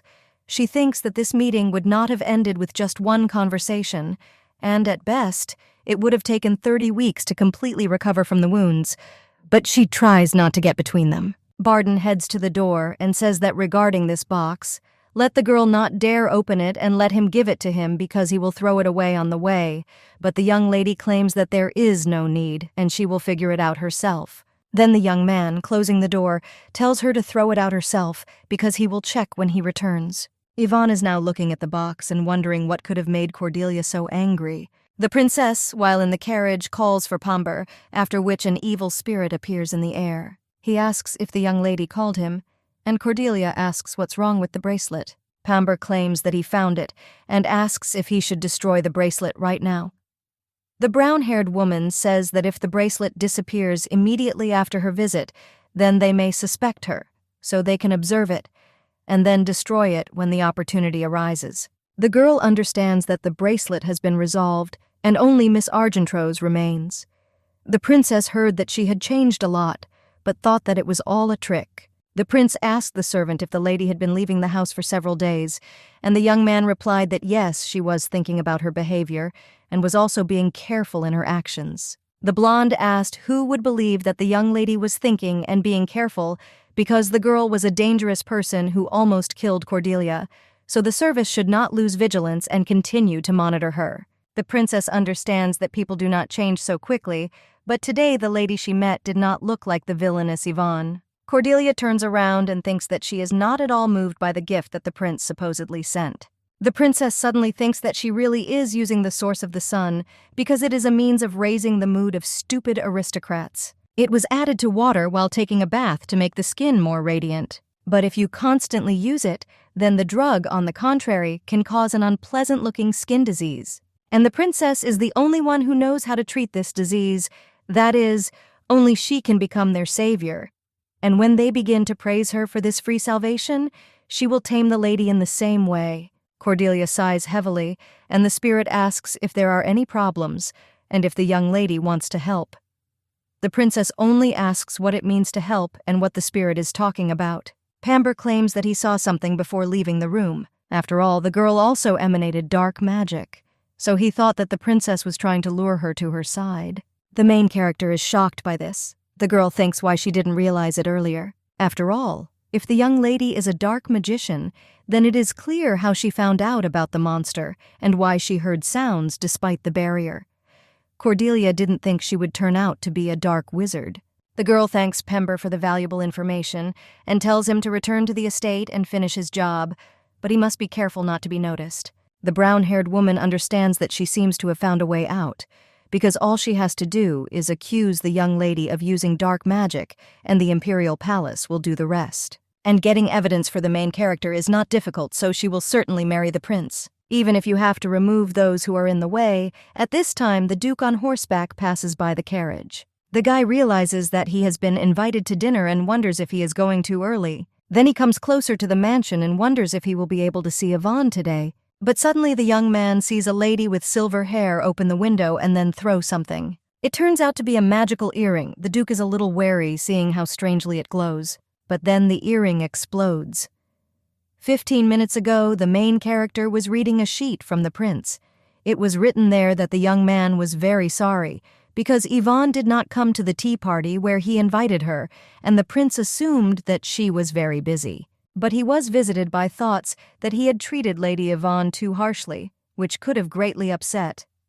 Also, while drinking tea, he accidentally learned about this bath product, which is popular among young ladies, so he thinks that the girl will like it. Lady with silver hair. Now she understands why the main character was so angry because the young man behaves disgustingly. The girl looks at the bath product and thinks that she thinks it looks quite expensive, so it's better to throw it away. But suddenly, from behind the doors, the maid turns to Madame Yvonne, tells her to come in. Then the maid enters the young lady's chambers and reports that a message has just arrived from Ferretro, saying that they can start making cosmetics from the rhodia herb.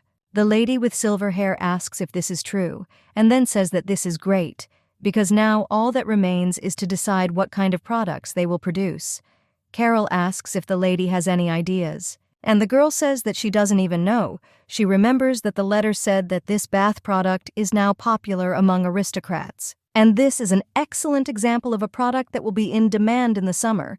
The young lady is wondering whether it is worth taking advantage of this because rumors about new cosmetics will quickly spread. Then she jumps up from her seat and says that she has decided that they will make bath products.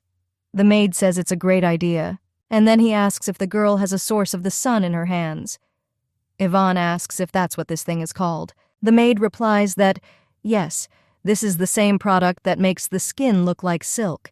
It has become so popular that now it is not easy to purchase even for a lot of money. The main character asks how much they sell such a product for. Then Carol thinks and says that for one bottle, as far as she knows, about 10 million gold. The main character is shocked by the amount announced. She realizes that she almost threw away 10 million. The young lady puts the money back in the box and thinks that she should keep it and then sell it. The maid's wife asks if this is by chance a gift from the Duke of Gels. After these words, the young lady's hand trembles. The girl remembers the young man, and because of this, she blushes all over. But she tries not to show it and says that Carol has a bad habit of thinking that everyone loves her. The maid says that it is impossible not to fall in love with such an ideal lady, and if she were a man, she would give her gifts every day. The main character says it's useless anyway, but then notices something strange. She turns to Carol and points to her earrings, which begin to glow brighter.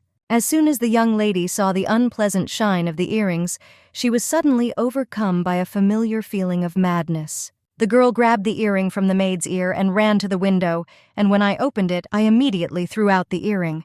At that moment, she acted with the expectation that there was no one in the garden, but when she realized that she was mistaken. The job was already done when the earring exploded, and the room was immediately filled with smoke. The main character understood that Rodnan seemed to be there.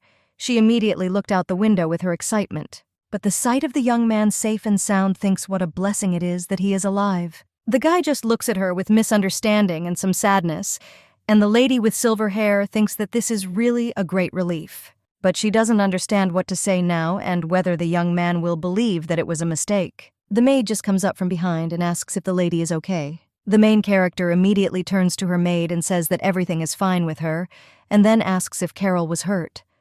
The girl says no, and thanks to the lady, she is safe and sound. The main character looks at the devastation in the room and says how good it is that Carol hurt me, but it's better for her to rest.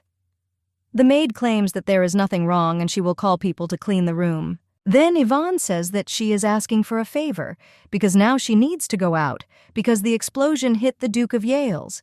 The maid is excited and asks how this could happen, and says that it is all because of her, and then asks if everything is okay with the Duke. Yvonne asks why the maid thinks that it's all because of her, because it was she who gave the maid the bomb, and she also threw it, so Carol doesn't have to worry about it. And when the girl closes the door to her room, she immediately starts running. She thinks in horror what she should do now. Going down the stairs, the main character thinks about how she could throw a bomb at him. At this time, all the servants gathered near the door. Yvonne wonders why the earring exploded at that very moment. At this time, a lot of people also gathered on the street. Suddenly, someone told them to move aside. After all, the lady is coming. One of the servants says that the lady was never interested in family affairs. The authors cry out for people to disperse quickly. Yvonne, examining the territory, realizes that everything looks intact, but she thought that everything there was destroyed. But suddenly, the knight does not turn and asks if the lady guessed it too, because how can she see, despite the loudness of the bomb explosion, there is not much damage. After all, Herzog Yells appeared just in time and the cheese absorbed the blast wave with the help of an aura. Someone shouts that the swordmaster is truly magnificent. The knight claims that they will certainly find the criminal, and the lady with silver hair answers in her thoughts that it is not necessary. She elbows the knight and asks if he can move away. The girl thinks where to start and whether it is better to apologize first. She approaches the Duke. The servants at this time ask if the Duke is okay and offer healing, but the young man claims that everything is fine with him. And then he sees Yvonne and smiles at her. The girl understands that she has not yet decided what to tell him, but she is a little scared because the young man seems very angry to her. The main character realizes that she seems to have finally lost her head. The servants gossip among themselves and say how these two fit together. Rodnan is still looking at the young lady, and the girl understands that this is not at all true to believe the guy is looking sideways at her. But in reality, Yvonne was simply imagining the worst-case scenario. The young lady asks if Herzog was hurt. The guy says that he's fine. He just didn't expect this.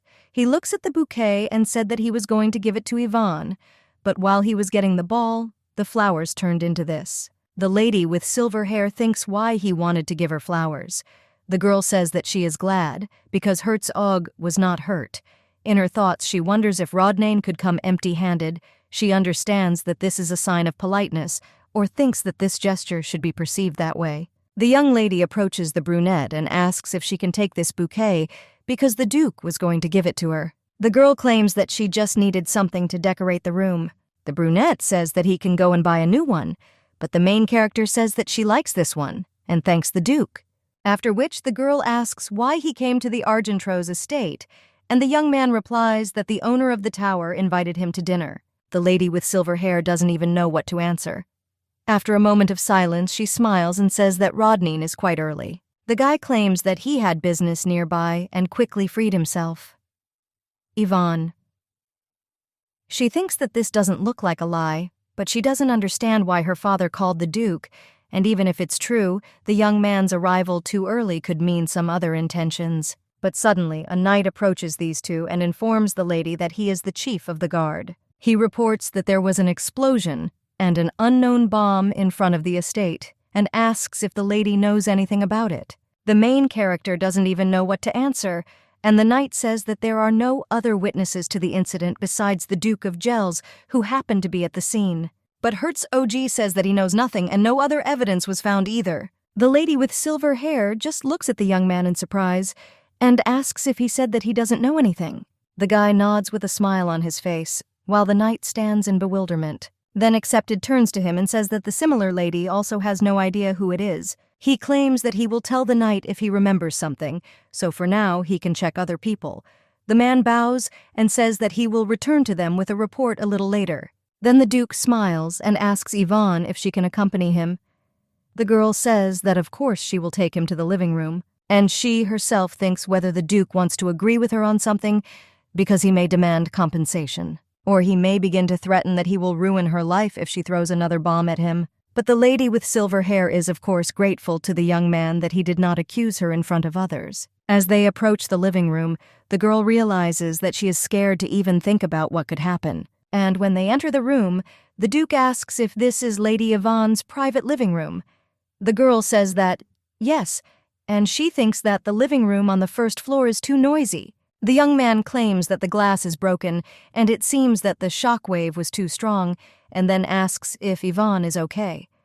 The girl replies that, yes, she was just a little scared. She understands that she didn't notice in that commotion, but it's a little strange because no matter how strong Yvonne is, it's incredible because neither her hair nor her clothes were damaged. The Duke only says that this is a great relief, and the girl claims that she is also glad that Mr. Rodnan was not hurt, and also thanks him. The brunette asks what she is talking about, and the young lady replies that he didn't give her away, and this incident was a mistake, so she asks for forgiveness. The guy asks if it was really a mistake. The lady with silver hair says that there was a breakdown in the artifact, and she spontaneously threw it outside, and a guy was just passing by. The young lady says she thought there was no one on the street. The brunette asks if she means that the bomb was about to explode, so the girl threw it out the window.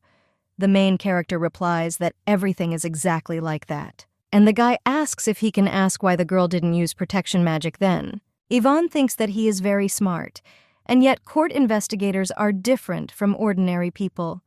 The girl is trying to justify herself, but she doesn't have the slightest idea how to do it. At this time, Hertz Ogi is just approaching her. The young lady is thinking about what to answer, and suddenly she says something wrong, after which she will be arrested. The girl thinks whether she should tell the whole truth that she cannot use magic. Suddenly, the brunette comes even closer and addresses the lady with silver hair. He asks if the girl could have deliberately thrown a bomb at him. The main character is shocked and wonders if the guy thinks it was intentional. But if she talks about her illness, she might be able to convince him. After all, the problem is that rumors may spread about this, and then everyone who is opposed to Yvonne will try to harm her all at once. The girl thinks whether she can resist them, but if she doesn't answer anything, she will become a criminal who again tried to cause harm with the help of magic, and this is not the first time. Then neither Father Barden nor the others will believe her anymore.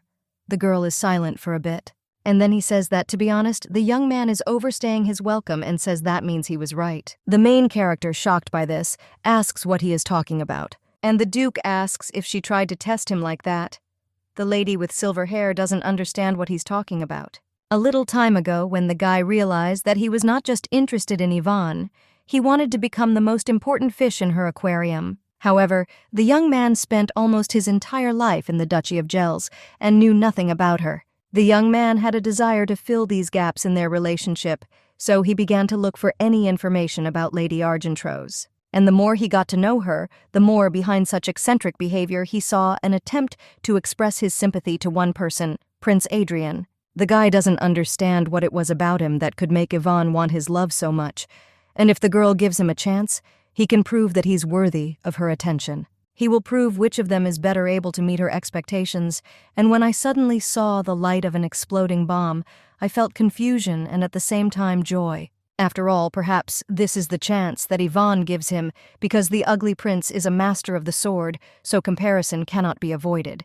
The brunette claims that whatever the reason, he's not going to blame her, but the lady doesn't have to worry either. The girl says that he seems to have misunderstood everything and offers to sit down and talk. Then the Duke agrees. A little time later, they are already sitting opposite each other, and the girl understands that it is thinking that she is testing him, but she behaves very calmly. The young lady asks Togo to listen, and asks if the guy said that she was trying to test him. The girl thinks why she should check the Duke at all. Then the young man replies that maybe he was mistaken, but he thought that the young lady wanted to test his abilities, and the situation was just similar. The main character thinks what this means, and then wonders if he really means it. The explosion at Naziel when she threw a bomb at Cordelia, well then, the prince protected Cordelia from the blast wave, but the girl does not understand what this has to do with the test. But then the silver-haired lady realizes that Rodnan could understand that she knows who he is. He thinks that the girl set up a similar situation and specifically wanted to check whether he was secretly sent by the prince or not. But still, his calm attitude speaks volumes, that she cannot escape responsibility and cannot hide from him no matter what the young lady does. So she will have to choose and tell her about the magical memory loss and give up her own safety or continue to be a dangerous person for him. Therefore, the main character turns to Mr. Rodnan and asks if he said that he does not blame the young lady for anything. After the Duke replies that of course it is, Yvonne still asks her to forgive her because, to be honest, she really was testing him, and Mr. turned out to be a very noble man. The main character thinks that now she will see how kind the brunette turns out to be. The lady with silver hair asks if he could not tell that person about this, and in her thoughts adds that if he doesn't say anything, then no one will even know about her illness. But the Duke only asks who she is talking about. Then the main character replies that she is talking about His Highness the Prince. The Duke, in response to this, only puts his glass back with a knock, and the young lady wonders if she has angered him. The guy claims that he cannot understand why the girl suddenly started talking about the prince. The main character understands that naturally the Duke did not like this, because it is his responsibility to report everything to the prince. The girl understands that it is not enough that she arranged a check, and even made such a request, but the Duke has such a face as if she knows no boundaries at all. The lady with silver hair apologizes and claims that she didn't think, that's why she said too much. But Rodnan only turns to her and says that about what happened today. He comes closer to her and sits on the sofa, and then claims that he will not tell not only the prince, but to no one else, after which the young man extends his hand. The main character, in response to this, extends her hand too. After which the guy puts an earring on her hand and says that she shouldn't worry so much. After all, he doesn't want to see the young lady in this state.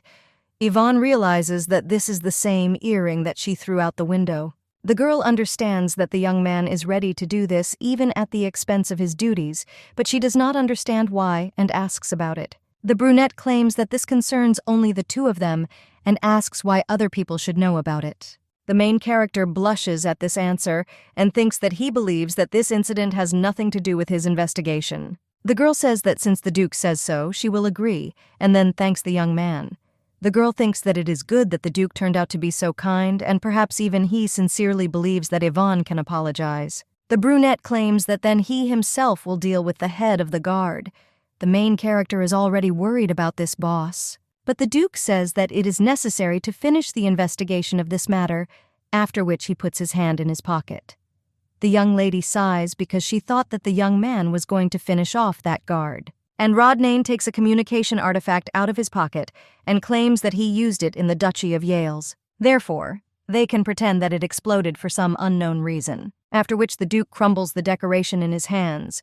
The main character says that he told the chief of the guard that he doesn't know anything and asks if the Duke thinks that he will believe. The brunette claims that to the young lady he is Rodnan, but to the chief of the guard he is the Duke of Yales, so it is natural that he will believe it. Yvonne understands that the young man will put pressure on him with his authority, and for some reason such care suggests that she is special to him. The girl claims that in this case she will feel guilty, and a number says that she shouldn't think so, although if the young lady is so worried about it, then she could fulfill one of his requests.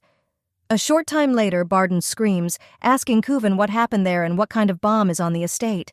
The servant asks if this is the master, and then claims that he has just finished his investigation. He remembers how the Duke claimed that the explosion was due to a problem with his artifact, and the investigation would be completed in the Duchy of Yales so they could finish the search. Now, the knight claims that there was an error with the communication artifact of the Duke of Yales, which caused an explosion. Barden says it's good that it wasn't an attack and asks if the Duke is okay. The knight claims that he used aura and softened the explosion without receiving a single scratch, and now he went for a walk in the garden with his mistress. The main character's brother is shocked by this and cries out whether they are alone in the garden. The knight does not know what to answer to this. And Barden is already running into that very garden. He claims that he knew that this would happen and wonders why his father invited him. The guy thinks whether this naughty Yvonne took his words seriously, because if so, he urgently needs to see them. The brunette, while walking with the main character, claims that he told the chief of the guard to stop the search. The lady with silver hair thanks him and claims that she is ready to fulfill any request of the Duke. The brunette then claims that she doesn't know what he's going to ask. He leans towards the young lady and the girl blushes a little at this. And then she claims that if the young man asks her for 20 billion, she is unlikely to be able to fulfill it. The brunette says that he will not ask for this because the young lady can run away. The young man combs the main character's hair and claims that his request is not very difficult. Then he asks if the young lady can call him Rod. The main character is a little surprised, And the guy adds that this is his affectionate name, and he wants the girl to perceive him a little closer. The main character says that of course she will fulfill this request, but will it really suit the Duke? Yvonne wonders if the Duke wants them to become closer because if so, she doesn't understand him at all. The young man agrees and says that this will be enough for him. Lady Cheese with ridged hair sighs. She doesn't think that the Duke has any interest in her because it is unclear what goals he is pursuing. The young lady agrees, after which he calls the brunette by his affectionate name. But then the young lady asks if it was too sudden. But she thought that she should start right now. The guy says no, and it's simple. But suddenly someone screams his name. The silver-haired leadership wonders what kind of déjà vu this is. And when he turns around, he sees his brother running with all his might. Yvonne wonders if he's even breathing. When her brother finally runs up, the main character thinks that he looks like a fawn because Barden's legs are shaking. The guy claims that he rushed over as soon as he heard the news and asks if the Duke is okay. After the brunette replies that he is fine, the main character's brother claims that he would like to tell him something and asks if they can talk in private. The Duke thinks about what he is going to talk about and hopes that the guy will not say all sorts of strange things so that he does not approach Yvonne, after which he agrees and says that he just wanted to talk to Barden. The girl says that then she will probably sing. When the young lady leaves, the Duke invites Barden to speak first. The young lady's brother claims, what he believes made clear last time is that he should not approach his sister with frivolous feelings. Rodnan realizes that there is a reason why the eldest Duke of Argentrose and his son are so against him. The point is that they are afraid that Yvonne will get love again. Therefore, the brunette says that he fully understands his feelings, and why he said so, the young man can be calm and believe that he is not going to hurt his sister's feelings. Barden realizes that again this smile has charmed him, and at this time the Duke begins to approach closer and closer. Rodnan asks if now he can say what he wanted. The young lady's brother claims that he would have waited. But the brunette understands that he found out all the information about them so that he could calmly meet with Yvonne. So he puts his hands on Barden's shoulders and says that there are rumors that he is quite an erudite person in the theory of magic and also has the skill of teaching. And after hearing such reviews about Barden, he was convinced that he had found the right person. The young lady's brother asks what the Duke is talking about, and Rodnan understands that he will attack these two first. That same evening, everyone gathers for a meal at the table. The main character thinks what these two were talking about because they all suddenly became friends. Rodnan at the table says that he believes it is necessary to replace the forces that have long stood to protect against monsters in all parts of the Empire. Barden says that's true, but it would cost a lot of money to replace it, so many are against it. Then the Duke asks how about they propose this idea together because it's all for the sake of the safety of the Empire. Katzer says that the young man is so rooting for the country, and this attitude instills pride and peace for the future of the Empire. The brunette claims that he is also calm because the capital is guarded by such outstanding personalities as the Duke of Argentrose and his son. The young lady realizes that a distance seems to have been created between them. But suddenly, the girl hears some gossip. One of the maids claims that since the death of the Duchess, this is the first time they have had dinner together in such a pleasant atmosphere. And the second one adds that with such a handsome suitor for their young mistress. The girl thinks that in general this guy is not her boyfriend, and if he were, he would pay more attention to her. And the Duke communicates only with his father and Barden.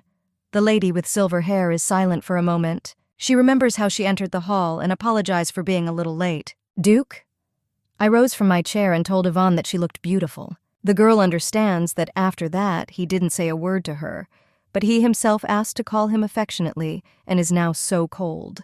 She looks at her glass and thinks that there was nothing between them anyway, so there is no point in showing dissatisfaction. A few minutes later, the young lady's father and brother were already drunk, although they only drank half a glass. The young lady realizes that she cannot look at this, and the Duke claims that they seem to be a little tipsy, but Yvonne's father screams that this is not at all true. But the main character realizes that she can no longer tolerate these two drunkards and then finishes her meal. And gets up from her seat, she asks for forgiveness and leaves. After which the young lady sits on a bench in the courtyard. The girl sighs and understands that there is no point in going back there because it is just boring, so she will stay here for now. But suddenly she hears someone approaching from behind, after which the young lady turns around and asks who is there. It turns out to be one of the maids, and she turns to the mistress. The girl thinks that it was the maid who sometimes went with Carol. The main character tells her to come over because she doesn't want to strain her throat and then asks what happened. The maid bows and says that her name is Udella Rognell, and she asks you to forgive her for her insolence and claims that she came to the mistress with a request. Yvonne realized that the servants had never addressed her personally before. Therefore, she tells the maid to speak. The girl also notices that in the hospital room she is shaking all over and seems to be afraid of Yvonne. Udella kneels before the mistress and cries out, asking her to sell her the source of the sun. The main character asks if she is talking about the source of the sun, and the girl says that, and to be honest, her sister has been suffering from a skin disease for a long time. And she heard that the source of the sun can heal any skin disease, but no matter how hard the maid tried, she was unable to acquire this remedy. The girl, with tears in her eyes, claims that she recently learned that the young lady was given a source of sun. Therefore, she says that if the mistress is not going to use it, but the main character interrupts her and only asks what she is talking about, and she herself thinks whether this product had such an effect. The maid apologizes for daring to turn to her mistress with such a request. She thinks that she has probably crossed all boundaries and does not understand what will happen to her now. However, Yvonne says that she understood the maid, but she is not going to sell the source of the sun, but she was interested in this story. Therefore, the main character wipes the tears from the maid's cheeks and tells her to bring her sister. After the lady with silver hair gets up, she realizes that she didn't think there was a similar product, but her business with rhodia herb could fail. Well, if the source of the sun can heal various skin diseases, why wasn't this mentioned in the book then? The maid complains to the lady and asks if she can ask about the reason why the young lady wants to see her sister. The girl claims that the Udella family are aristocrats and says that 10 years ago, the daughter of Viscount Rognila took lessons to become an heiress. But the right to inherit the title passed to her cousin, and the daughters of Viscount Rognil ended up on the street. The main character asks if this is a story about her sister's maid. The maid is silent for a while and then claims that, yes, that's right. Now the three of them live outside the city with their mother. The lady with silver hair understands from her place and claims that if the girl's sister received lessons from the heiress of the family, then she must be very smart. And there is one matter that her sister can help with, and it is of course not free, because if she accepts the conditions, Yvonne will give her the source of the sun. The main character claims that she would like to discuss the details with her personally and extending her hand to the maid. Udella agrees and says that tomorrow she will bring her sister to her mistress. The main character thinks that if this is not in the book, then she will have to find out everything herself. At this time, the young lady's father rises from the table and claims that in order to continue their conversation, he must sober up and return. After which one of the butlers takes him away and Rodnan tells him to rest. When his father leaves, Barden claims that he thinks about what the Duke told him during the day in a positive way. Rodnan, with a smile on his face, asks if this is true and if the guy agrees to become his magic teacher. And Barden says that he himself suggested this to him in the garden. The brunette thanks him, and the young man says that the Duke should not do anything that could hurt his sister Yvonne. The brunette only asks, with a surprised expression on his face, whether the young lady's brother really considers him such a rude person. Barden claims that this is not what he meant, and anyone would say that he is a noble, handsome, and exemplary gentleman. But that's not the problem, because the Duke knows why the young lady liked this lousy prince so much. After all, there weren't even any decisive factors, because as far as Barden knows, they didn't really talk. Just when they collided and the prince apologized, who looked like such a clear and pure person. Of course, there may be other reasons that he doesn't know about, but what is certain is that Yvonne can easily fall in love. So the young lady's brother says that he hopes the Duke doesn't have any intentions towards his sister, unless he's also the type to fall in love right away. Barden advises Rodney not to give her any hope. Then he puts down his glass and says that although fortunately, Yvonne is not the least bit interested in the Duke. The brunette asks why the young man thinks so. The young man with silver hair says that the Duke's gift, which he gave her on a date, Barden claims that he does not know what was in it, but the young lady claimed that she wanted to grind it into powder and drink it. After which the guy claims that it could have been tea, because if so, then it's understandable. The Duke fills his glass with wine and drinks it at once, after which he tells him to pour him another glass. Barden says that the brunette seems to like wine. The agency replies that it is so fragrant today. The young lady's brother says that this is good wine and invites the Duke to drink and enjoy. A short time later, the young man empties another bottle, after which they finish their meal. When the Duke leaves the building, he leans against one of the pillars. The guy remembers the reaction of the young lady. Singing, it seemed to him that she liked that bracelet. But he remembers what the young lady's brother said and gets a little upset. The young man thinks what is in Yvonne's heart, and maybe she called him by name forcibly because he asked. But if you remember, the girl always behaved very carefully in front of him. Her gestures and facial expressions, all this could be because the guy was a burden to her, and through this, she could behave this way. But Rodnan thought that it was enough for him to be one of the fish in her aquarium. A little while ago, one of the servants asked the Duke what he said, and the brunette once again claims that he decided to study magic. Then the knight gets a little angry and screams whether he knows that using magic is against the rules of the clan. And the young man claims that he is now the Duke of Gels and is the head of the clan. So such things can change depending on the era in which they live. Then the knight asks why suddenly there is magic, and the Duke then runs up to the knight and fights with swords. At one point, he jumps over the servant and ends up behind him, after which he puts his hand on his neck. The brunette claims that now he can only control the aura, but if he has any other choice, the difference will be huge. The servant says that, to be honest, this seems like an excuse, and the Duke just wants to have something in common with Miss Argentrose. The brunette claims that too. Then the knight asks if the Duke's feelings are so serious, because they just met several times. And the gentleman had never been interested in beautiful young ladies, and now, when he suddenly changed, the knight began to be tormented by doubts. The Duke asks what other doubts exist, and the young man replies that Miss Argentrose is an outstanding magician, and perhaps she cast a bewitching spell on him. Then the Duke asks if the servant wants to say that he cannot distinguish magic from real feelings, and the young man claims that this is not what he meant. And there are just rumors that Miss Argentrose is using the Duke to attract the attention of the prince, so the gentleman should also question her behavior.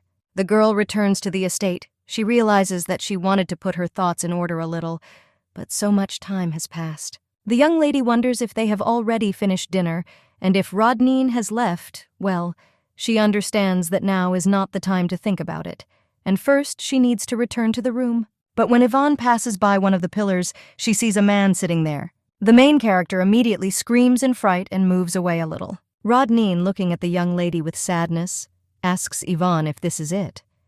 The main character thinks how he scared her, but she thought that he was a scent mercenary or a monster. The guy just looks away and says that he is Rod. The young lady is embarrassed by this. She thinks what a cute young man and asks why Rod is sitting there. The guy gets up from his seat and claims that he appeared before the young lady in this form, but he just needed to think.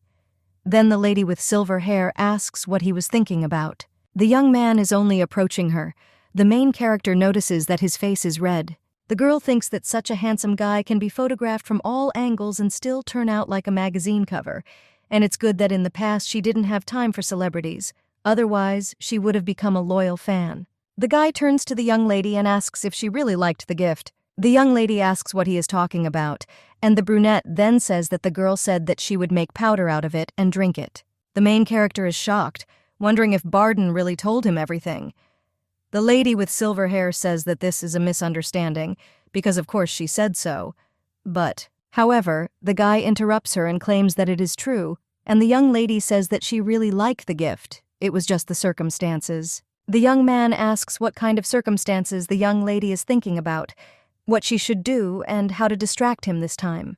The girl looks at Rodnan and thinks that he treated her without any prejudice and also helped, and now because of her the young man has such a sad face. So the lady with silver hair thinks that she doesn't want to deceive him anymore, and then screams that he is actually her.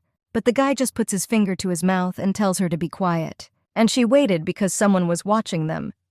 The young lady turns around and looks around, but behind her she sees only the window of Barden's room and wonders if her brother has decided to spy on them. The girl claims that there is nothing wrong and the Duke need not worry, but the brunette claims that he has some kind of unpleasant feeling, so he needs to check. But the main character says that everything is in order and adds in her thoughts that he is just looking at them with his evil gaze. The young man claims that it won't take much time, but the girl thinks that she doesn't want to create awkward situations, after which she grabs the guy's hand and puts it against the wall.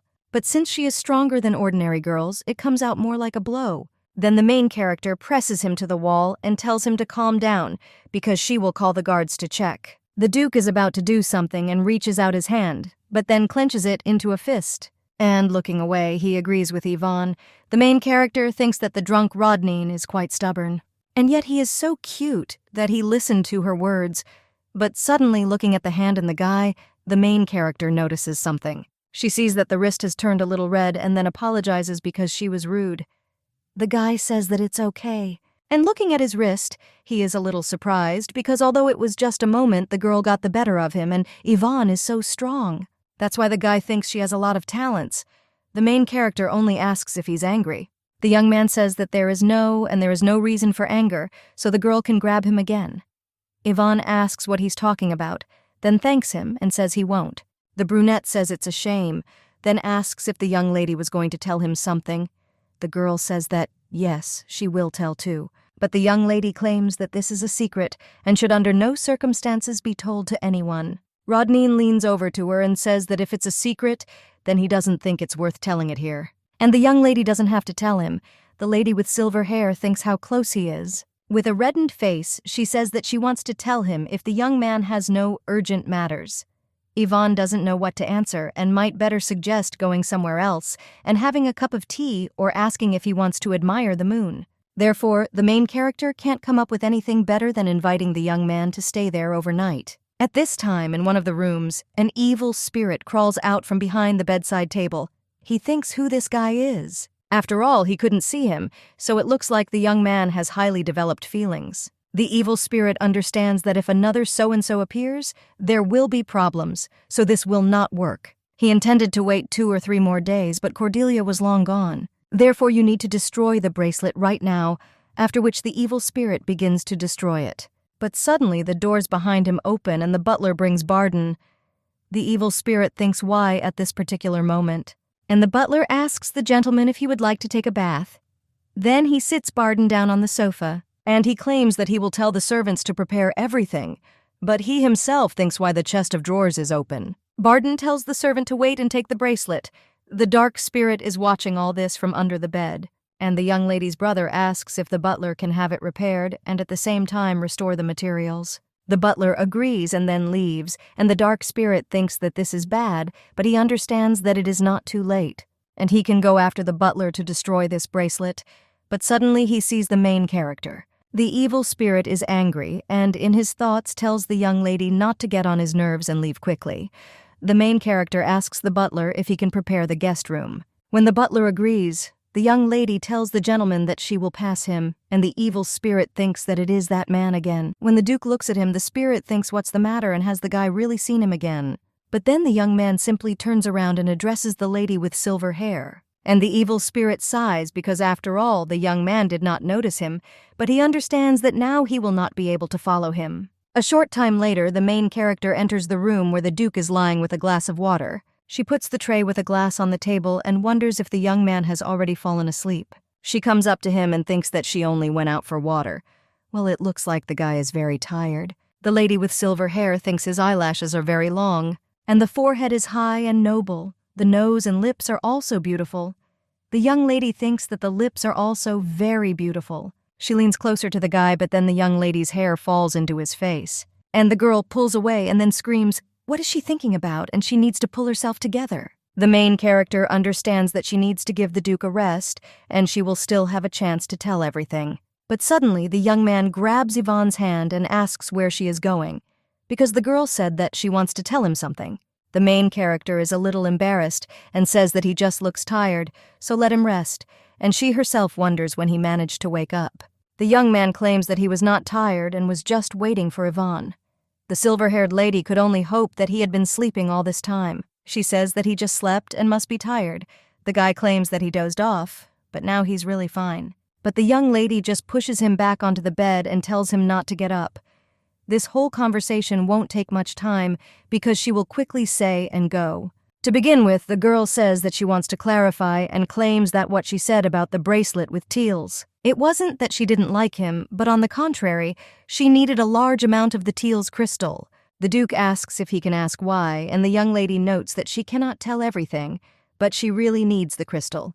But it is not so easy to get it. And yet, her words that she had heated his gift into powder were rudeness on her part, so the girl apologizes. But the guy claims that Yvonne has no need to apologize, because now that he has found out her true intentions, he's even glad. But if the young lady needs Teal so much, then he wants to give more. The lady with silver hair thanks him for such words, but says that she will try to get him herself, and she herself thinks what a caring young man. She says it's good that they sorted out this misunderstanding, and then claims that it's time for her to go. But after the girl leaves, the Duke puts his hand on his face. He remembers the moment when the young lady approached him. The young man, all flushed, thinks that he really seems to have fallen under the influence of a spell. In the morning, the maid opens the curtains and asks how the lady slept. The main character wishes Carol good morning and asks if her ear is okay. The girl understands that there are no earrings, and that means it was not a dream.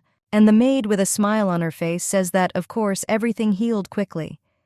Yvonne says she's glad to hear it, and also tells her in the hospital to be careful so that it doesn't fester. The girl gets up in her bed and thinks that so much happened yesterday, so it seemed to her that it was a dream. The main character asks what happened to Duke Rodnan, and the maid claims that he left early in the morning, and it suggests that something urgent might have happened. The young lady asks a little sadly if this is true, but then she thinks why she is already so sorry. She tries to drive away these thoughts from herself because she already has so much to do. First, the young lady needs to find out why the artifact suddenly exploded, therefore, when a girl makes a light snack. Then she reads the book. She understands that due to her illness, and personally she cannot check why this artifact exploded. But the book contains Yvonne's diagrams and notes. The girl wrote everything down. The main character thinks that this will help you in the investigation. Yvonne was so meticulous and responsible, and in the end her life ended in such a terrible way. The lady with silver hair thinks that something is wrong with her. She thinks that it may be some kind of déjà vu or fear of death. But the girl understands that it's okay because she definitely won't die. Suddenly, the young lady hears some noise outside and gets up from her chair. And when they look out the window, they see that that maid and her sister have finally arrived. The servants in the estate are whispering why the girl is so bundled up on such a hot day. The maid just escorts her sister and tells her to follow upstairs. But suddenly, the servants of the estate begin to whisper among themselves. One of them claims that it looks like this is the same sister who has a skin disease, and most likely that's why she's dressed like that. And they also say she has terrible scars. But suddenly, someone tells the two girls to wait. It turns out to be Barden. He claims that he was told that there will be guests today and asks who they are. The maid greets the gentleman and claims that this is her sister, Liana Rognil, who arrived at the invitation of the lady. Barden asks why her face is covered. Then the girl comes up and says that she is pleased to meet you. She claims her name is Liana Rognil. The girl says that she wears this mask for her skin disease. Then she takes off her mask and claims that it might be unpleasant for others. That's why she put it on. So they apologize for being rude. But Barden just gets sick, and then they start whispering out loud, suddenly it's contagious. And the maid screams that this is not a contagious disease at all, and that the sister will soon be healthy.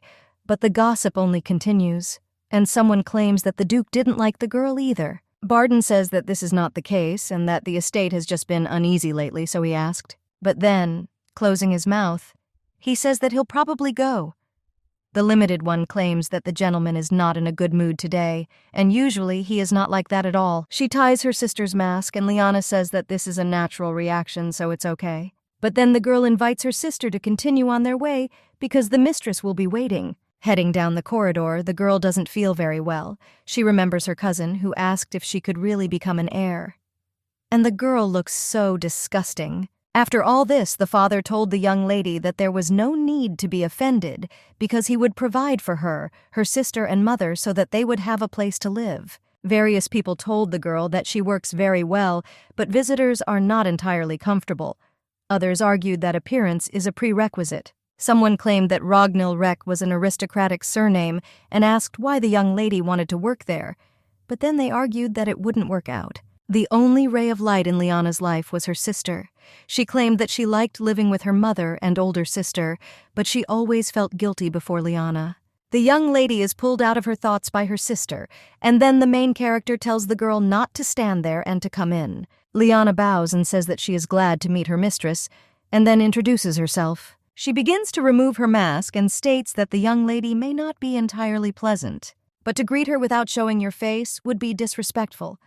The main character is a little shocked by this. The lady with silver hair says that everything is more serious than she thought, and this is no good. The maid asks if she means that there is no more help, and Liana already wants to put the mask back on. But the main character tells her to remain without a mask and take off this cape because it's too hot in it. And Udell says to call the doctor there, and the maid immediately does so. The main character says that there is no need to waste time, so she will immediately get to the main thing. The girl asks to let Leon use her after the young lady takes off her cape and mask. She picks up the contract and says that according to what is written there, and the lady with silver hair adds that Liana will be her secretary, and the girl also uses the effect of a sun source on her. Naturally, all this is paid for, and the girl will be observed by a doctor until she is completely healed.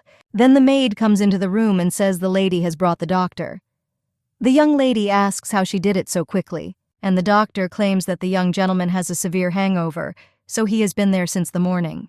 The main character says that he only drank 2 glasses, but then Liana turns to her. She tells the girl that there is no benefit for the mistress in the offer, and after all, she was deprived of her title and her family went bankrupt, so why is the lady so generous to them? But the girl Liana knew wouldn't help without a reason. But now she is ready not only to give away the source of the sun, but also wants to hire her as if she has another reason.